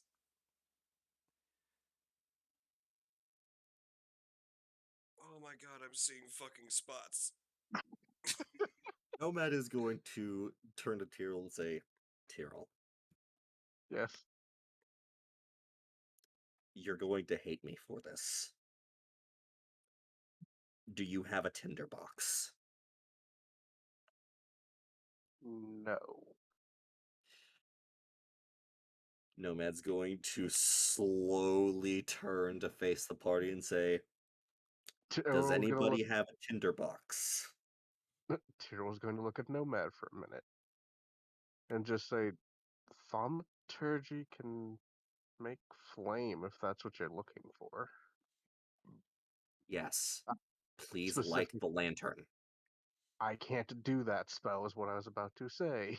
I'm different. Nomad snaps to look at you. Like, usually Nomad does not do this. Usually Nomad takes his good time. But he snaps to look at you. And he just says, in the quietest voice possible, then why did you tell me that spell was capable of it? Because someone might have the spell rather than a tinderbox. You hear the sound of popcorn munching. Does he Nomad snap his head? refuses to acknowledge it. Tyrell, Whispered voice of, hey Albert, you want some popcorn? Huh? What? Sure. What? Wait, why do we pop? You're being offered popcorn. You don't have to question where it came from. You just got to know it exists. Nomad walks up to Eldrick. I'm going to politely refuse the popcorn, saying that it does my best. You turn back, and Nomad is standing directly in front of you. Like, there is an inch between you and his thigh. Don't forget he's covered in gore. Just Not why his are you thigh. so? He'd be up in his chest. He is on Samson. Mm-hmm. Elbrig, I need you to light that lantern. Please. Lantern on the altar? Yes. Okay. Dig out my flint and tinder. Nomad just fucking freezes. And his head, like, turns almost unnaturally wide angle back to Tyrell. Just like the Office stare into the camera.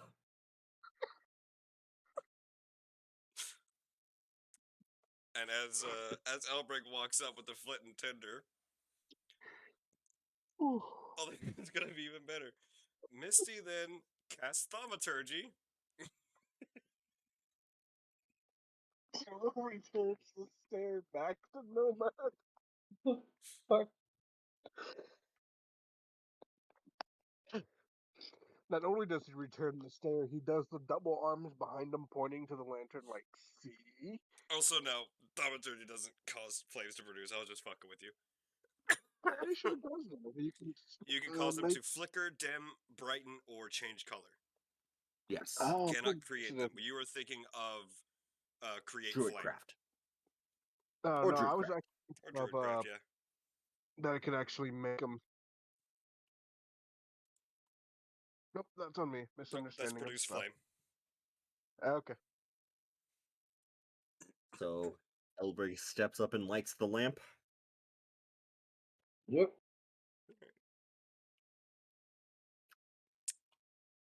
Does anything happen? The lamp is now lit. Nomad's going to walk up and attempt to remove the orb. Still seems pretty well stuck there. Nomad doesn't turn or move. He just says, Tyrell. On the count of 3. So before you guys launch yourselves into the wall, I will go ahead and tell you that as the flame lights in the torch, you do notice something odd happen with that flame. It's an athletics check of 19. I'm sorry. Did I not? Did I not say after he lit the lantern, does anything change? Not in the exact fucking moment, it does not. Also, a roll of 19 to remove the orb. As you wait a little bit, you notice that the flame from the torch begins to get drawn and sucked into the orb itself.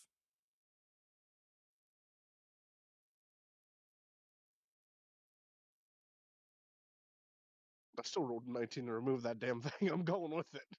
Nomad rolled a 20, didn't budge. Oh, yes, but we lit it this time. It's different.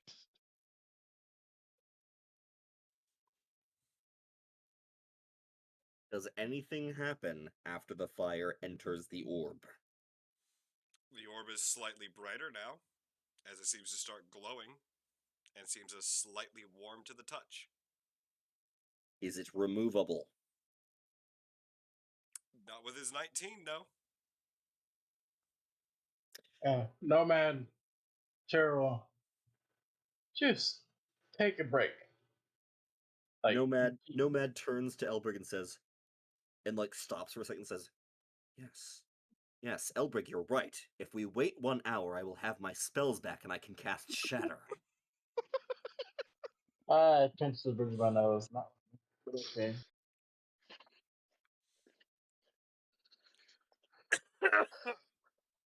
But yeah, seriously, just take a break. Hey Emma, you. Tyrell, So, Nomad just steps back and just looks at the orb for a minute. I And said then just for he's about to unwrap his arm and use wrath on himself to break this damn thing.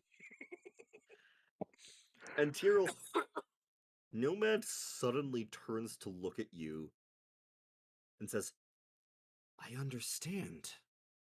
Tyrell, I know why you drink. Joe just stops what he's doing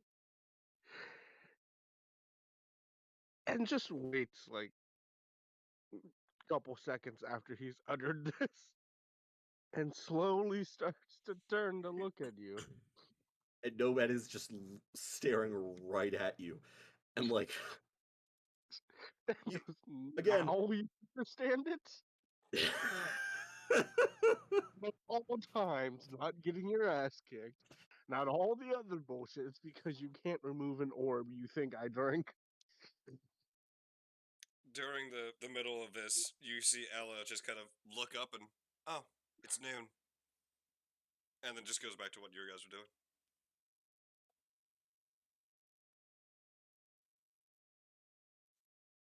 It's new.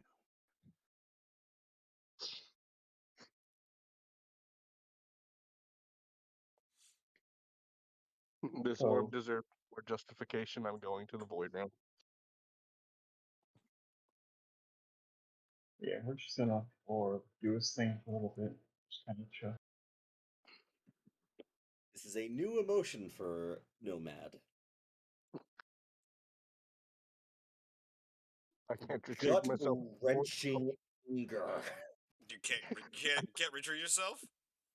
I can't retrieve myself from the void realm. Oh, what a shame. There you go, fucker. I wanted to Nomad's go just going to no look at return. the orb and turn to Elric and say, "Well, it seems we are unable to move it, but you can still touch it. Would you like to try and attune to it as you did the others?"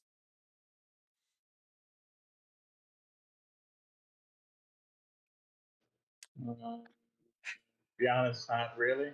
I know I have to, but not really.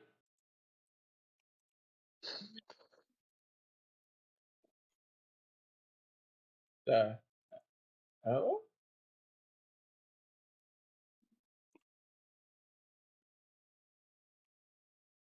Alright, that's a dirty 20 on Arcana check.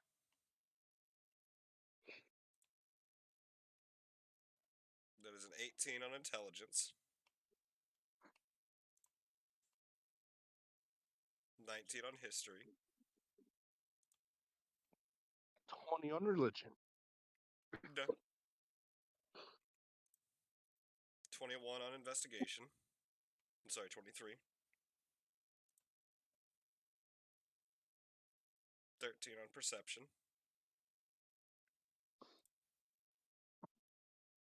No, Religion's only an 11. Oh, okay.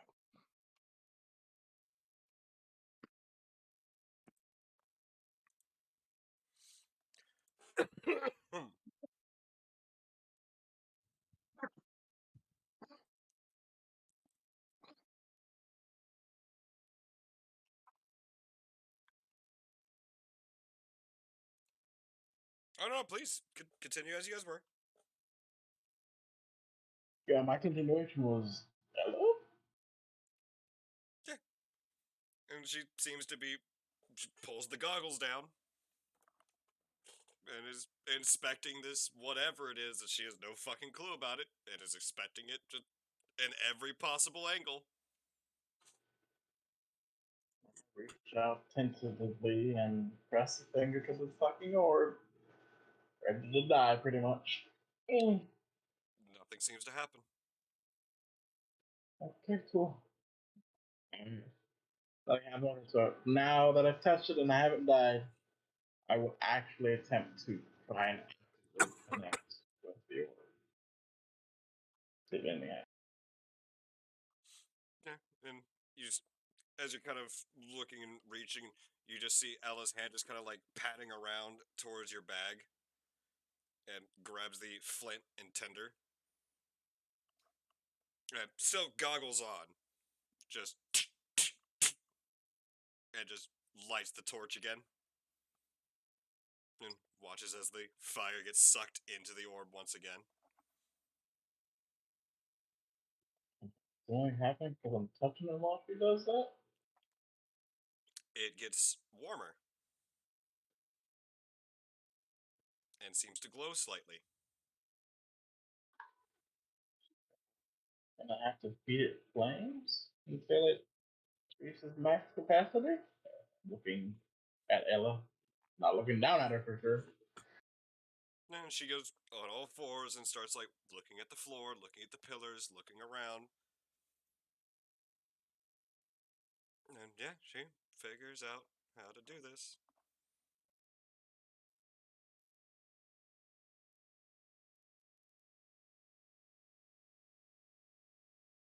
And she, once again, strikes it again, lights the torch again, and then puts her hands on it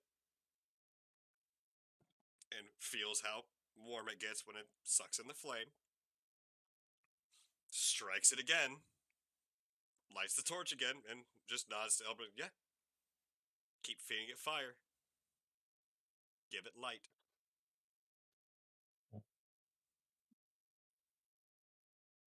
I dig into the herd pouch and take out those fireball flowers that are good for fires and potions and all that stuff and look at her and say, maybe this will help. They're good for fires some potions, and they're actually kind of warm.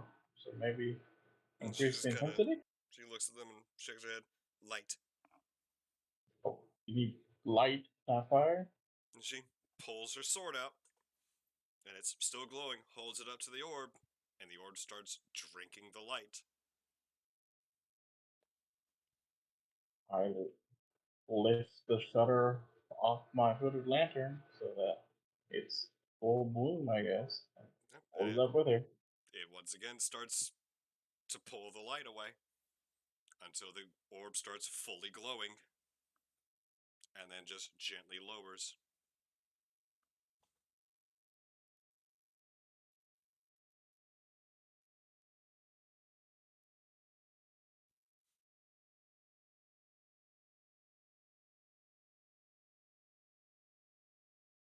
So the orb is now laying on the ground.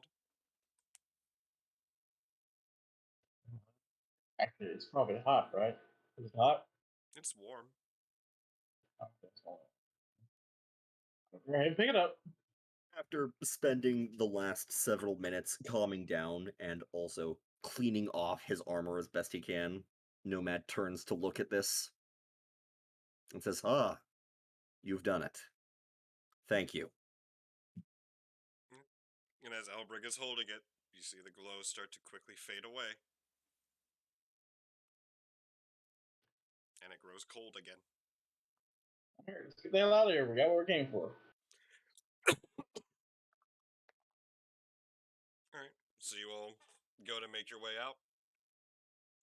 Nomad says, "There's one thing that Tyrell and I have to do first."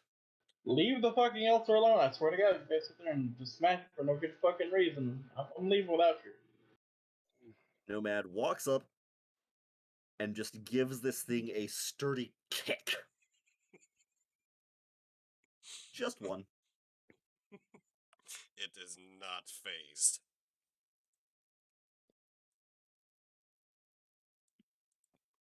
Yeah, I'll be sleeping now. Yeah, and Ella walks by and just pats Nomad and then just wipes her hand off.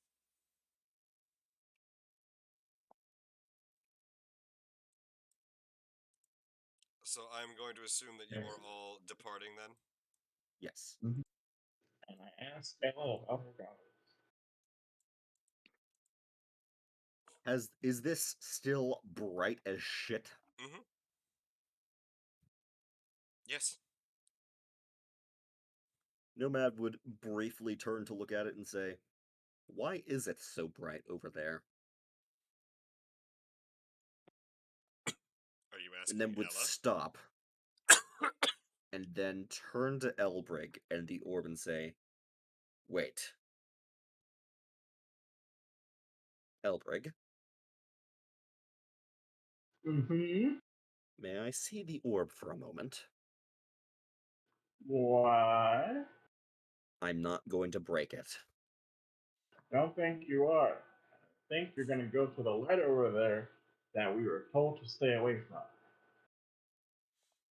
You recall how it just absorbed a great quantity of light, yes? Mm-hmm. Nomad just stares at you for another second, and then looks at the light, and then back to you, and down to the orb, and up to you again, and then back to the light, and then back at you. No, And no, man. Ella No. literally steps in and just, no, absolutely not. We're moving. That's what. Let's Yeah, go. yeah, that's Let's it. go. Go on. Don't. Nope. Nope. That is a terrible idea. I'm with her. I like you, Ella. You make lots of sense. Why is it a terrible idea? And she just kind of stops and just, I tell you what, you can go venture in there and you can find out why without the ball. A ball that eats lights in that room, not a great idea. You can go in there and find out why yourself. We'll stay over here, where it's not going to kill us. Why would a ball of light in that room kill us? It's not the ball I'm worried about, it's what's underneath.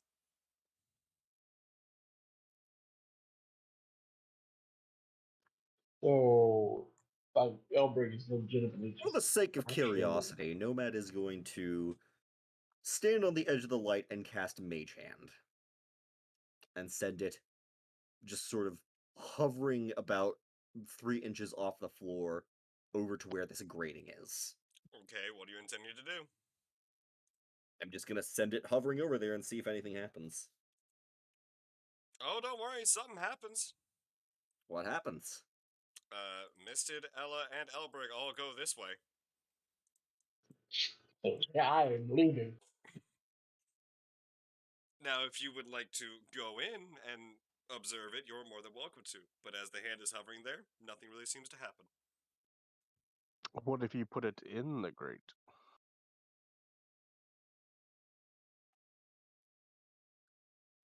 I cannot control it if I cannot see it, unfortunately.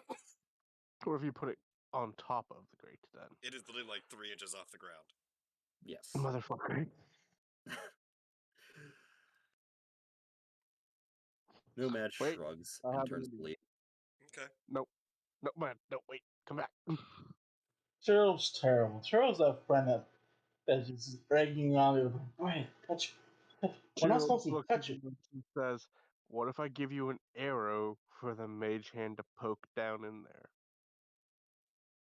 Nomad is just going to look at Tyrrell and say, Tyrrell, I only have one spell that could conceivably stop this area from being lit. I don't know why it's lit, but we've been told that it's dangerous because it is. Is the mage hand still just hovering there? Yes. Oh, okay. I'm like, oh, instead of probably like downstairs. I'm just being clear. We are leaving and not stopping for them. If they die, they die. Oh, it's okay. Your pace will hasten.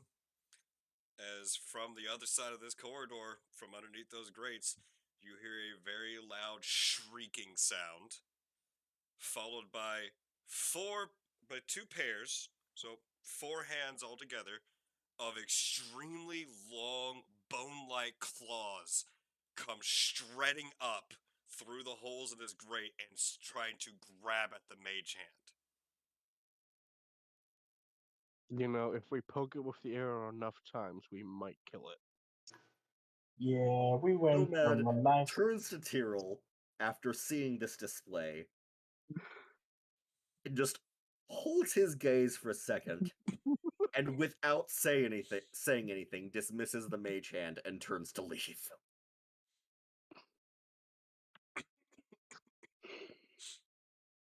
And you see Ella just turn back and, oh, so you didn't want to go visit the Bone Claws.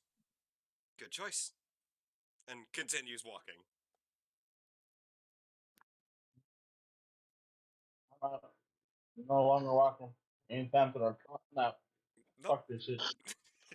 Ella's right there next to you. And that is where we're going to call it for the night. I have a question, which